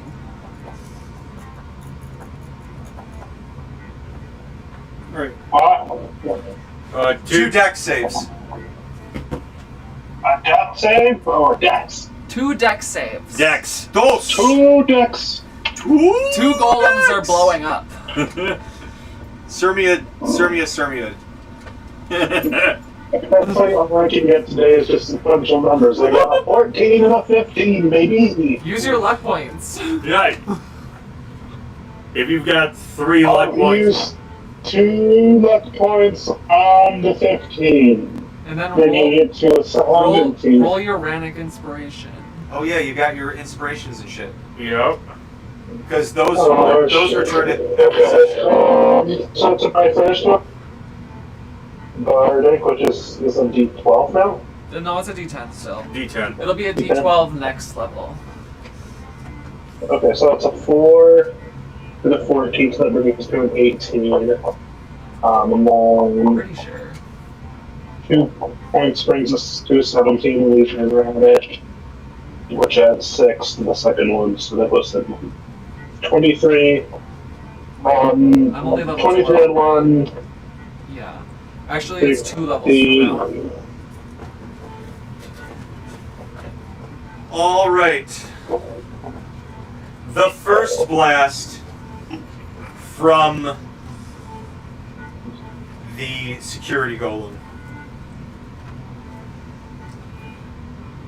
So this would be your first roll that you got. Everybody who got a 22 or higher, you will take 30 fire damage and are not knocked prone. Those of you who rolled 21 or lower will take 61 fire damage. Okay. What a way to protect books. I'm gonna- All of the books are dead. I'm gonna use my reaction to redo. So I can't get double resistance to fire damage, can I? If I Yeah, already had it it. just quarters. Yeah. Oh, I can. If Okay. you got So- fire resistance from something else, and Yeah, then you have a from- different thing that can. From class, like a class thing I chose was it gave me Yeah, you can resistance. quarter it. Yeah, so I already have natural resistance to fire, and then I'm going to use my reaction to reduce the fire damage by 10, and then give me resistance to fire again for the next minute. All right. So you said it was 60? 60. So reduced by 10, 50, and then it is quartered from 50. So how much is that? It's 25 and then half of 25, so round it down. 12? 12. So I take 12. I think resistance would happen first, and then you subtract by 10. I think you're right. Okay, so then So 30, 30 to 20. 30 to 20 and then minus 10, so it would be 10. No, Okay. it would be 60 to 30 minus 10 to 20. It would Okay. be 20 damage. Well, 60 to 30 minus 10 would be 20, and then half of that, so it Oh, would that's be 10. right. That's right. So, So- 10 fire damage. The ink golem. Those of you who got a 20 or higher will take 45 poison damage. Those of you who got 19 or lower will take 70 poison damage. Which one explodes first? The security golem. Oh, really? Okay. So everything blows up, all of the books are on fire, and then the fires are put out by ink, Yes. but all the books are destroyed. Pretty much. What's the radius? 30 feet. So, this half of the building. Yep. By Of archives. the room.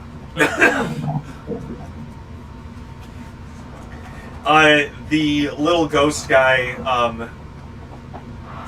everything's, the mimics are gone. Does he interact with the explosions at all? Does he like let himself get covered in ink?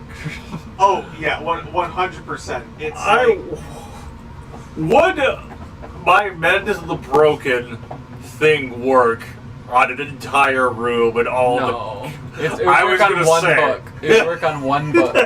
yeah. I think. So, So what is the state of the dwarf? as there's just like the bottom half is there, but it's like like splayed out in all directions. You can see an arm over there, the head's over there, part of an arm's over there. I go collect all of the body parts. The little spirit dude, you know, out of like reached behind his head and pulled out some goggles and put them on as he got hit by the ink. And then as he comes up to you, he just goes, whoo! And as he goes like this, just prestidigitates it all off himself. Well, that was quite exciting. I blew back. Oh my gosh. Yeah. You guys look worse for wear. And you, my goodness, girl. And he goes, you got some guns on them. Goodness me. Well, I suppose by the rules and that which hereafter on this here, you know, chart of house spirit rules that I gotta follow, you know, you beat the gods, so there's nothing stopping you from, you know, just reading the destroyed books. Yeah, yeah. Like I'm pretty sure we destroyed like half of the archives. I hope you got. I hope what you you're all looking got- for isn't here. This is no worries, kiddos. And he, as he goes around, he like bibbity bobbity boops and just mending and prestidigitates. You guys can roll an Arcana or religion as to what this is. What's my religion? I did some rebuilding because I had At 1 on religion. I did some. Yeah, I have a 1 on religion too, so I got a 13. 33. Okay. Even with the 13, you cannot necessarily remember the name, Sermia, but you know there's certain creatures, approximately Fae, they kind of live somewhere between the world of the living and the world of the dead. Was he there when I went to the ethereal plane? Oh my god, yes. You know what's gonna be hilarious? Totally sitting in like a recliner, just like eating popcorn. Like he's like on his iPad, Yeah. controlling this body. Don't you knock? he's got a Switch Pro controller Oh. just sitting there. Headset. Oh! I want some Doritos. I'm chewing. I put melted cheese on them. Ma, we got it! I'm only here for 6 seconds. Oh, no, never mind! Actually, no, I want some more. Sorry. You said you had friends over! I just cleaned the carpet! And you blip out. And he's just right there. Oh, hello again.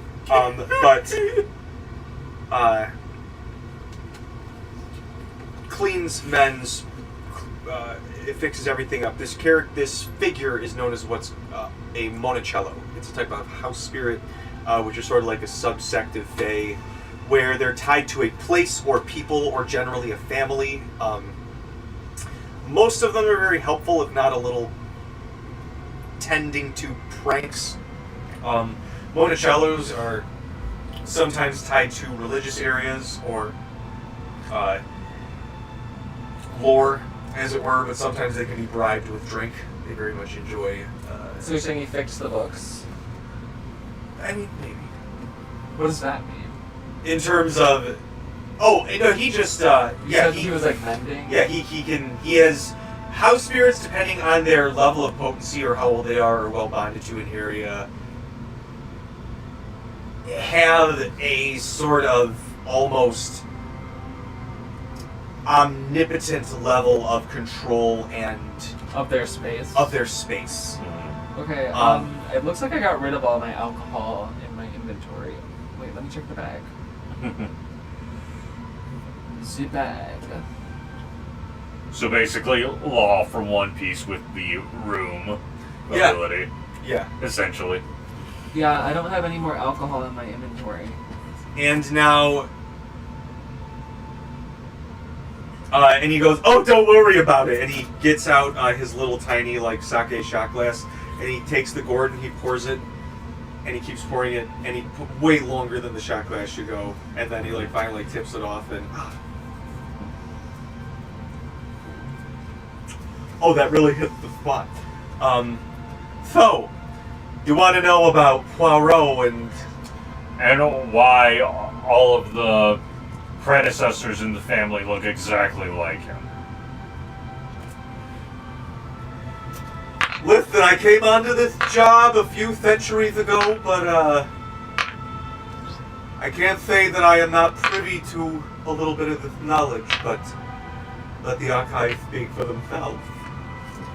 And he waves his hand, and a little stone slab opens up here, and rising up out of it, rising up out of it is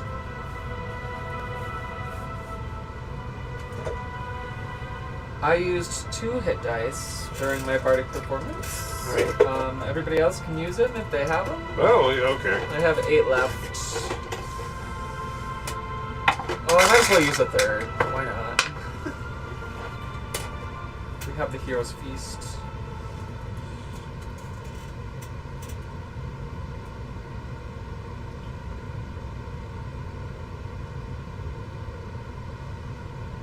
-1.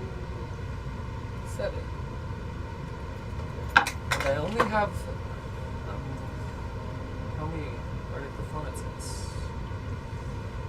I have 2 left.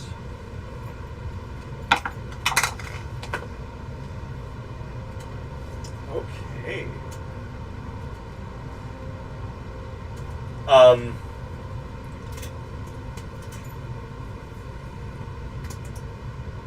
Bards are like a short rest in a bottle.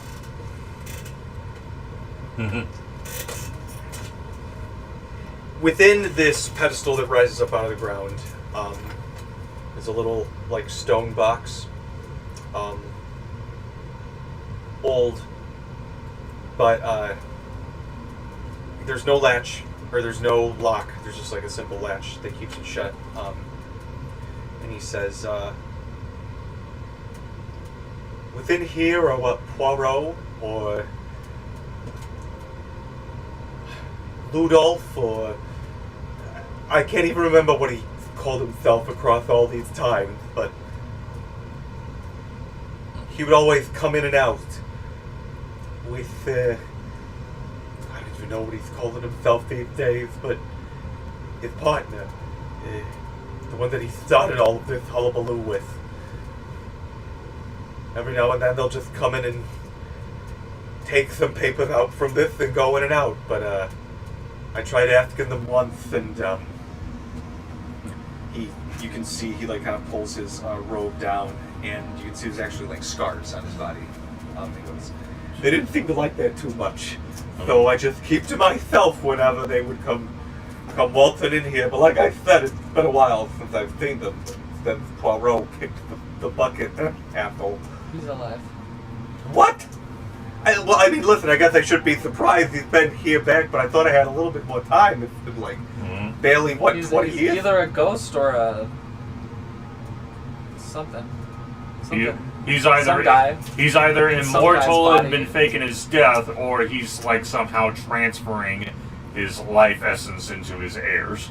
Well, you see, he was always talking about this sort of like, whatever you were saying, like this occult transference stuff. But again, you know, I listen. Every once in a while I float out of here, but yeah, I need to get some more, you know, every once in a while some Velveeta runs out and I need to replenish it. Just listen, this is my place to take care of, but you're the first people that have come in here who aren't necessarily part of the blood, as it were, so my question to you is, what exactly is going on up there? Because house spirits have house spirits have a bit of a vested interest in not having a broken home left behind them. Things can get a little bad for us. Politics, people murdering people. Yeah, and we were kind of essentially hired by what's his name? What's the owner of the house? Lionel. Or hired by Lionel. Yeah, and also essentially there's a call to trying to enact a doomsday event that will essentially end the world, you know. Oh! Just another Toothra day, am I right? Breakfast. Just Yeah. breakfast. At breakfast, and they snap their hands and pancakes, but they're like floaty ghost pancakes. I try one. It tastes like the LaCroix of pancakes. Throw up. Carbonated pancakes. Never thought I'd have one of those. Oh. Well, listen, I wish I could offer a little bit more insight. And they look around the room, kind of What's this again? twiddle their fingers. Which one? That's the stone doorway leading down into the. That's what these whatever is inside this stone box. That's just what goes down into it. They say, I don't know what that can offer you, but I can at least see if I can look anything up specifically for you without triggering, our friends over here. And you see the legs still like walking around, bumping into shit of the golem that blew up.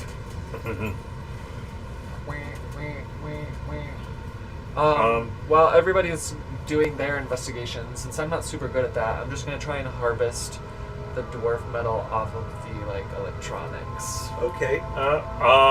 So I asked him, would it be possible for you to try and see if there is any connection between him and the cult of Aldrin? Oh, I haven't heard that name in quite some time. Yes. Let me think here.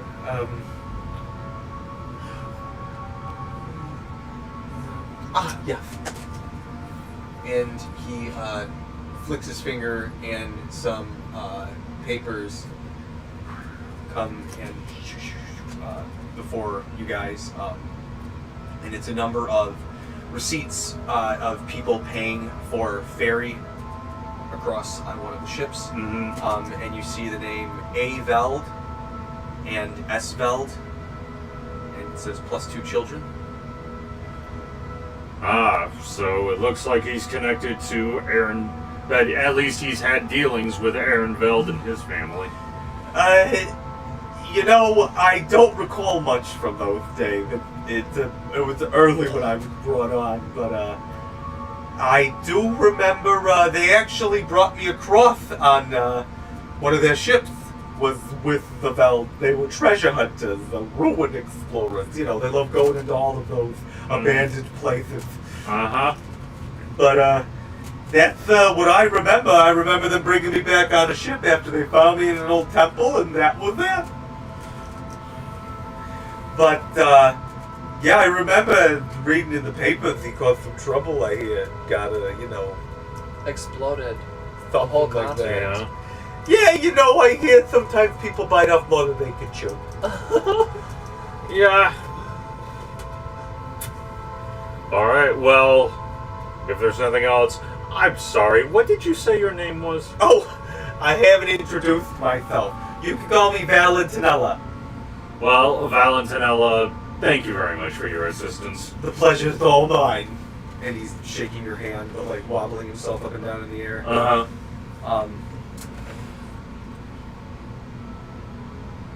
So you guys just leave? I suppose we just go on down. I try to smash up the dwarven metal so that I'm not taking electronics with it. Good idea. You just want the metal. Yeah. You pull up a good, we'll say 10 pounds of the metal that's salvageable. It's not a stairway, it's just a pedestal. Oh, okay. It has a stone box on top of it.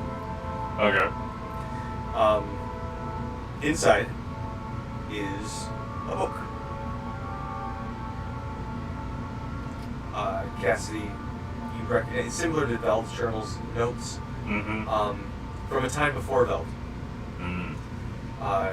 But it would seem that this is the person that you know as Poirot. would seem that they sign off at least the beginning of this as Tassilo.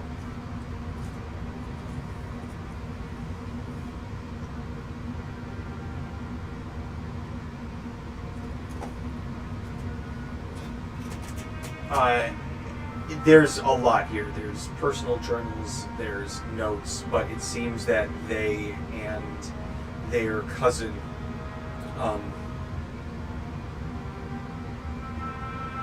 oh my gosh, pardon me, so bad, that hurt. The cousin Barbaro, between the two of them, they were orphaned at an early age, only had each other. And it seems that they pretty much, most of the journal is their excursions of their excursions trying to harness some form of immortality and to just become rich to where they wouldn't be street urchins ever again. You see machines, you see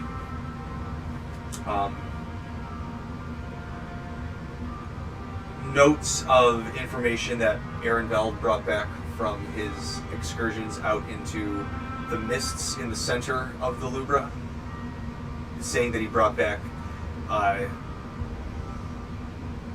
do you call it? Not sacred, but he brought back like lost technology information on how to transfer souls into bodies. Mm-hmm.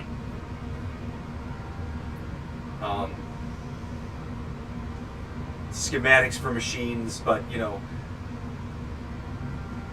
you're looking at it and you're like, God, this would take. You never even thought of this. You know, you're looking at it, that works. Like everything looks sound, but you're like, Jesus, like the time that it would have taken for somebody to crack this, to figure it out. It's like there's decades, if not centuries, of work here that you're looking at in this journal. Mm-hmm.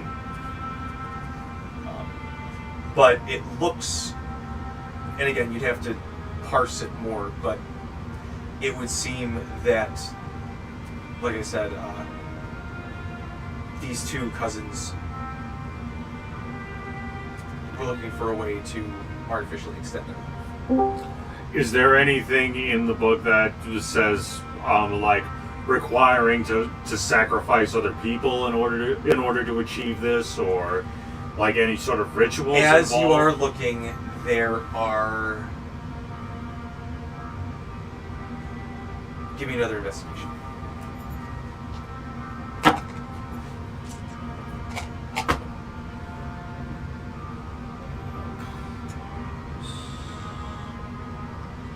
$32. Alright. You're searching through, you're looking, and then something catches your eye. They get, like, aggravated. Like they're caught up on something like genius block. You know, they're trying to figure out this machine, and then they say that a voice came to them in the night.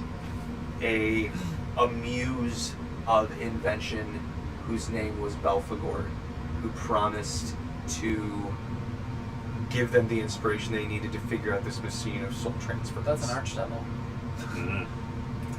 And that they and their cohorts could bring them great riches and great prosperity for centuries to come, as long as they could bring them a steady feed of souls. And he says the dream was so crisp, it was so clear. So that's what the Hellgates were. When he woke up, he designed the machine, and they tested it on some volunteers. Does the note say anything about the test results on how? It was successful. Eventually, they did work out some kinks. Oh. So that I turn to the group and I'm like, well, Broken kinks. figured out why people have been killed. Turns out, I keep forgetting the guy's name. Poirot. Turns out Poirot. Turns out Poirot and his cousin made a deal with the demon in order to create a machine that could grant them immortality. Devil. There's a difference. They made a deal with the devil to create a machine that would give them immortality, but in exchange they had to they had to sacrifice people to that devil. Is this specifically Belphegor's like primary invention, or is it like a separate invention? His MO is giving people that eureka moment. Mm-hmm. He's that voice of like, you know. He's like a devil of forbidden knowledge. Yeah, he's a devil of forbidden knowledge, a devil of inspiration, a devil who will help you find the right answer, but might take you down perverse roads to reach it. Uh-huh. And so taints your soul to get it. Has he gone by any other name? Belphegor? No. Yeah. Or is he just known as Belphegor, or has he like He might have appeared? titles, but he's always been Belphegor. I feel like. Or has he appeared to people in the going by a different name, or has he always just been straight up? My name is Belphegor. I can help you for a price.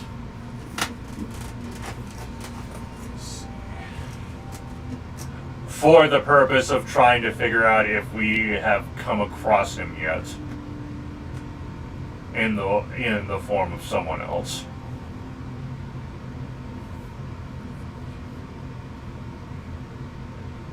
Because although given Cassidy's backstory, because since he spent the majority of his life trying to find a cure for his curse but couldn't find it, I would argue that like Cassidy would know about Belphegor that way, because like it was maybe like a possible option, but he decided it was too much of a risk because trying to find that. What are you trying to discern from Belphegor? I'm trying to discern if he has ever appeared as someone else or in some sort of different form, like the way he interacts with mortal people. I feel like Belphegor uses other devils to interact with people. I feel like he stays on his plane. I'm specifically trying to figure out if we have come across anyone in our past travels that like it was actually him in a different form, or if it was someone who's actually like one of his henchmen or something like that. I'm trying to determine if we have crossed his path in any way. I think he has his own level of hell. If we crossed his path, it was through a third party. Yeah, he's mentioned directly in one of the Veld letters. Oh, okay.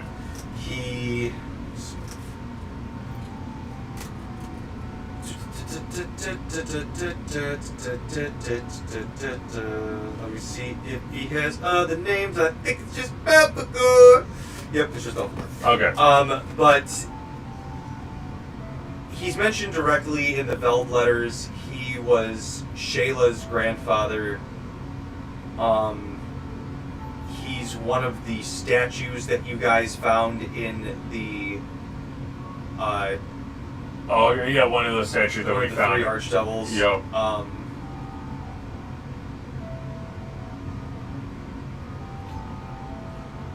trying to think.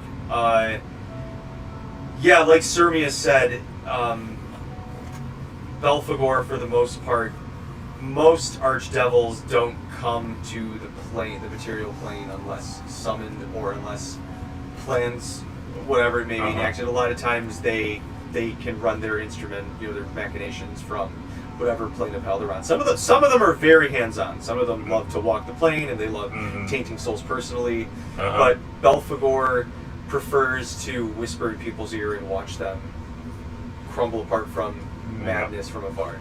Okay, well, now we know the truth. This guy and his cousin made a deal with Belphegor to create a machine that would grant them immortality, and they are sacrificing people to Belphegor in order to obtain that knowledge. And that's why the party happens. So yeah, most likely they're just throwing a party so they can grab a bunch of people and use them as an annual sacrifice to Belphegor. That's most likely the reason. How much time do we have until the soiree? about 2 hours. Okay, I'm gonna start going around and just telling the people that are important to me to expect confrontation. Malthea's like, yeah, it's the soiree.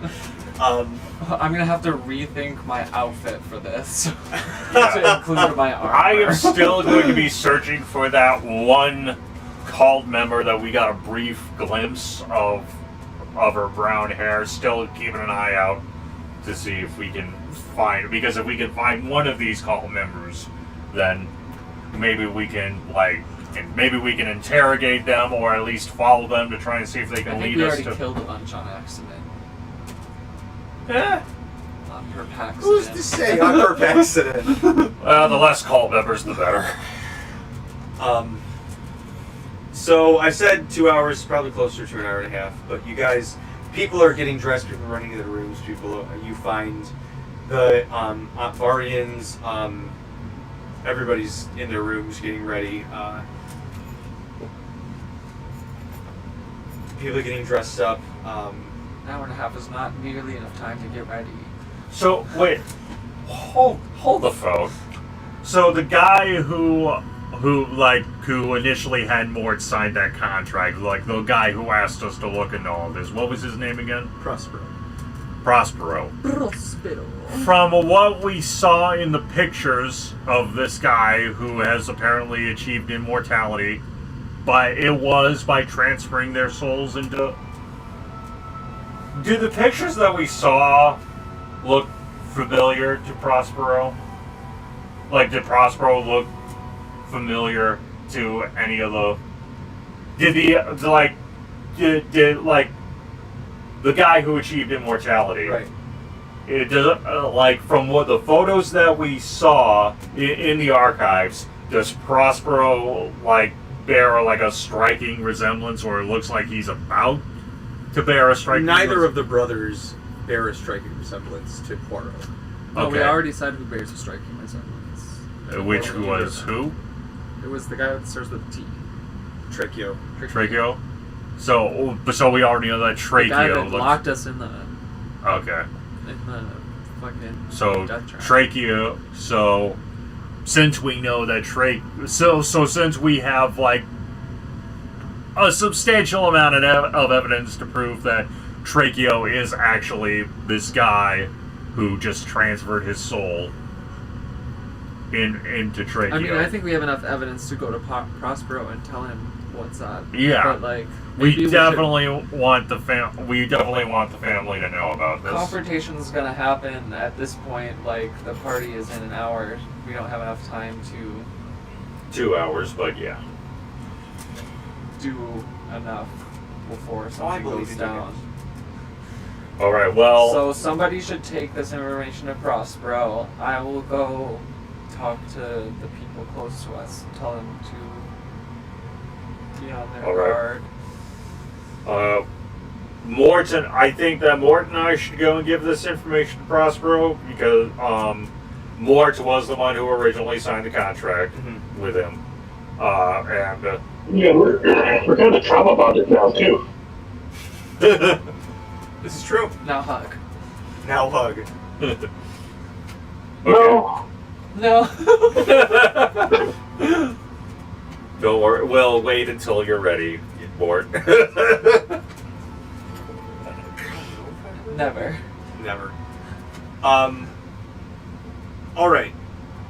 So, who is going to do what? I'm just gonna go tell the Opvarians and the other people that are here that we know. Mort and I will go inform Prospero of all of this. I guess I'll tell Gazrick too. Why not? And then, Talani and Ron are not with us, so For sure. Braddock Braddock can just go and inform them of what we found out and get prepared. So, Then I also have to go get my outfit. first to serve I you. can just press to digitate. As you're going around, Malthea's like, oh my god, yes, it's always so boring. People just get drunk and everything, and then it's just normal party stuff, but sounds like we're gonna get some action. Alright, let's do this, girlfriend. And Crescinda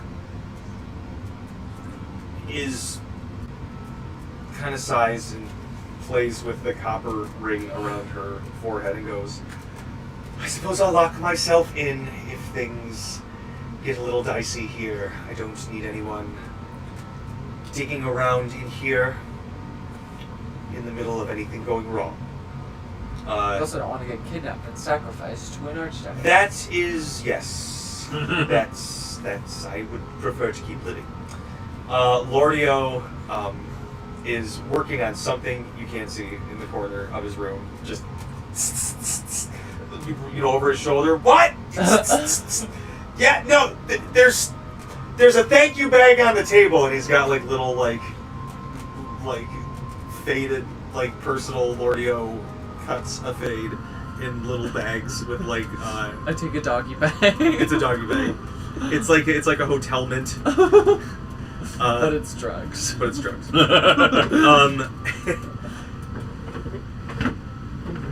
Mono can't get his collar on right, but him and Talani are just put your each other armor ready. on. Yeah. Oh yeah, that's actually. You know what? I think I'll do that. And so he spends his whole time like getting all strapped up for that. Gazrig, as you come and tell her, It's on the 16th martini. yeah, she's on her 16th martini. You know, I thought this place smelled Smelly. inexplicably. I thought this place smelled smelly as I smelled with my smeller. Sniff, sniff, I went. But she says, it reeks of fiend about these halls. A little more than usual, I will admit. And the spirits are stirring more than usual.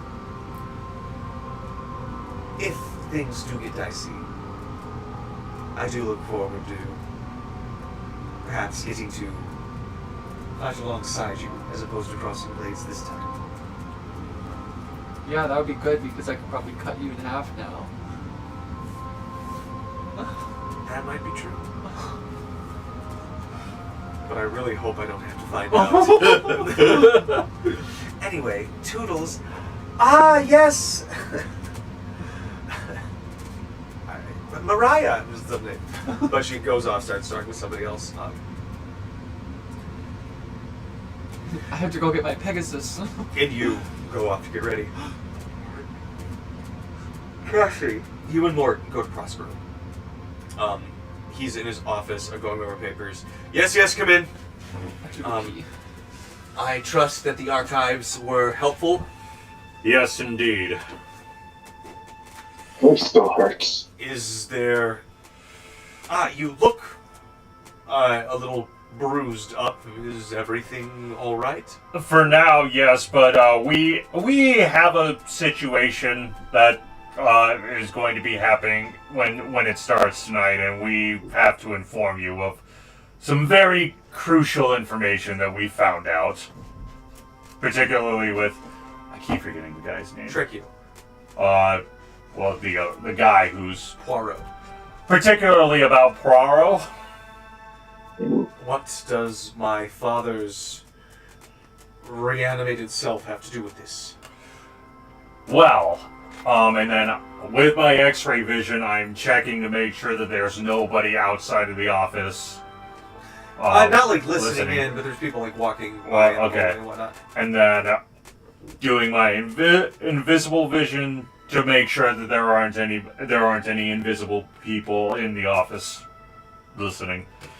And then I go ahead and Mort and I tell him everything that we found out with the sacrifices being made to the Archdemon, how he and his cousin used that knowledge to create a machine that would grant them immortality by transferring their souls into other people, and how they got this knowledge by annually sacrificing people to this archdevil every year at the party. And that is what is going to happen tonight. So you are accusing my deceased father, Poirot Marisel, of transferring the soul of themselves into my son Trichio's body. And I show him the book that we got out of the archives that has the plans and the journal entries and all the proof. There's a lot here. I don't... machines, what? Okay. I know that this is a lot to take in, but basically, he has been using a machine to transfer his souls into the bodies of his descendants so that he could essentially achieve immortality. And we have enough evidence to believe that he is currently inhabiting the body of your son. Well, then where is my son's soul? We don't know. There wasn't anything in these that says... Actually, was there? I didn't ask that question earlier. Was there anything in that book that says what happens to the souls? It does mention that it keeps them in a... what's it called? Like a soul gem or soul stone? like a cairn. Oh. Well, it looks like the soul. According to this, they said that like the souls of those whose bodies they take over, they're like stored in some sort of soul stone or soul gem. Oh my goodness! All right, and we have the richest and most powerful people of the Sea of Souls here as well. Yeah, so they're either... And some of them were apparently planning to be on set to be sacrificed. Very good. So yeah, so they're either going to be sacrificed to this archdevil, or they could have made a deal with him to be selected to be granted immortality by transferring their souls into the bodies of other people.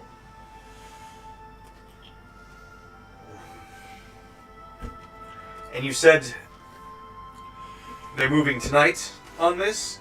The ritual will most likely be happening tonight, since every year that when the party is going on, people wind up being found dead or missing.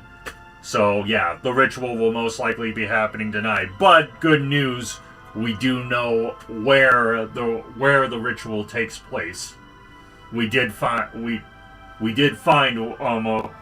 where it takes place. So if suddenly like people are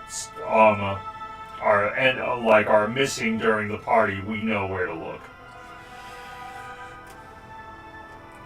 I will spread words to the captain of the guard and their lieutenant. We do not spread this to anyone else of the specifics. Of course. I will let Lionel in specifically, and Lunella by extension. But I'm going to go make sure that Lydia is safe and see if I can track down Trichio. During this entire exchange, I want to be doing insight checks to check his body language to see if he's like truly like overwhelmed by all this information, or if he's like trying to hide it, and like if he's somehow in on it. Okay. I feel like at this point we just established our trust pretty thorough. Yeah. Yeah, I'm just not here. better to be safe than sorry. Right. Insight, that's a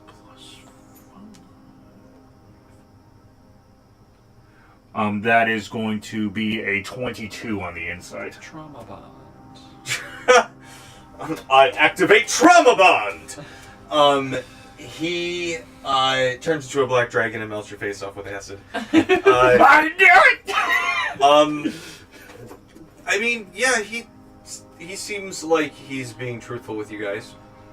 You just dumped a lot on him. Yeah, that indeed. Alright.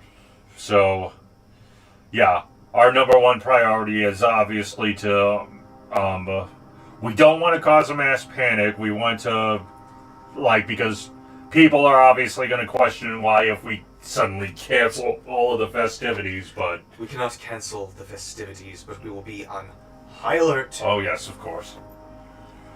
And if worse comes to worse, this is the home of one of the most prestigious families in the Lubra. We have magical protections if we can at least get people back to their rooms, should things become too dangerous. Of course. So, that being said, let us see if we can try and get along with the evening as much as we can, and maybe we don't party through the night. If we can get people safely to their rooms, then they will at least have some sort of arcane protection from outside sources till the dawn. Absolutely. All right. Very good. I shall see to it that Lionel and I do our best to prepare the guards to help, but if you could let me know if you see anything, and keep an eye on my daughter if you do find her, please. Of course. Well, friends... Out of game is the daughter, the emo chick who said she was going to be in the graveyard. Yes. And Prospero stands up, starts to walk out, turns around, goes back to his desk, opens up a drawer, grabs a fully in its holster sheathed dagger, pulls it out, puts it on, puts it around his waist, on his robe, and he goes, "Be safe," and he walks out. Keep it secret. Keep it safe. Yeah. Keep it safe. And you guys all kind of reconvene as people are already heading. You can hear that people are there's just jazz music playing down. The party is starting. People are already eating hors d'oeuvres. Everybody's dressed to the nines. So with the time we have left, I am going to go to the items that I have turned into security cameras, and I am going to alter them to make them automatically turn on if Tracheo comes within range of them. Okay. All right. As you're doing that on the last one by the door, you, as you're saying that, putting the enchantment on it, you hear "What are you doing over there?" And you turn, and there's Tracheo standing there with his friends, and it's like, "We don't need you touching our things, sir, after your performance in that last leg of the race." And they're all like, "Ha ha ha ha ha!" Oh, Tracheo, he's like, "Nah." The curly, tossing it back. He's got pop punk bangs. Oh, okay. Well, my apologies. You don't have to rub it in, but I know I don't have to. But after that performance you made, I can't help myself. And they all giggle with themselves. Anyway. Well, just count yourself lucky that that's the one thing that I'm not very good at. Well, somebody sounds like they're a bit full of themselves, doesn't it, everybody? But, I suppose being around such grandiosity is smart, overwhelming for somebody such as yourself, so it's okay. Take it in while you can. It might be another year, it might be never again when we get to see it. While he's talking, I'm assuming that it's not obvious with me switching between my visions, it's just something I can do. I mean, I figure it's you're adjusting something. So while he's talking, I'm just I'm just making it look like I'm adjusting something. But I'm going to switch over to magic vision just because I'm assuming that there's some random things of magic. There's a lot of magic. Everybody's clothes has little spritzes of magic on them, the earrings, some of the makeup even. I'm trying to focus on the magic that's coming off of Tracheo specifically. Okay. Like, is there like anything that's like? Is there like a different aura coming from him? I mean, they're all different colors of all different everything. He's definitely shining brightly, but like so is Archibalda. So are like that one Karen lady who keeps showing up everywhere. Like sometimes people who are putting more ostentatious, brightly things on. He's definitely one of the people who's shining brighter. Is he giving off a more natural bright energy? Is he wearing really powerful magic stuff? Whatever it is, yes, he seems to be emanating higher, but there's multiple people. So, in the book that was giving all the information about the transferring of souls, did it say anything about like if a soul is transferred, like if the vessel that the soul is occupying, aka the body, does the body itself technically become a magical item? No, that's hilarious though. I was gonna say if it really did. Fucking funny. But as you're like doing that, it's like, is something wrong with your weirdo glasses? And they're like, anyway, have fun. Yeah, you too. And they like walk back, and they, like some of them are like looking back, and they're like, and they're like, he's looking. And they like skirt off into the group, and he's just got like a whole little entourage of like. I've dealt with those types of assholes my whole life. Nothing new. A kick me sign on his back. Yeah. Right. I pressed the digitated kick me sign on his back. No, I never. Next week, the party started. We're going to swipe fade to everybody in their gala best, whatever you want that to be for the soiree, for the seasonal soiree. Somebody does drugs. Well, Tay does them with you. Mordio has his own. He gave them to you. Came here to party, not to solve a fucking murder. I know, right? And we'll just see what happens. It could just be a fun fucking party. Yeah, right. Anyway, it could be another kaiju battle. It could be another kaiju battle, but let's not forget, Mothra's under. we are in the works of the good Sir Edgar Allan Poe. And we'll pick up next week as proceeds to brush up on all the works of Edgar Allan Poe to try and see what will come up next. As we open at Lionel and Prospero's party. Good night, everybody. Good night, everybody.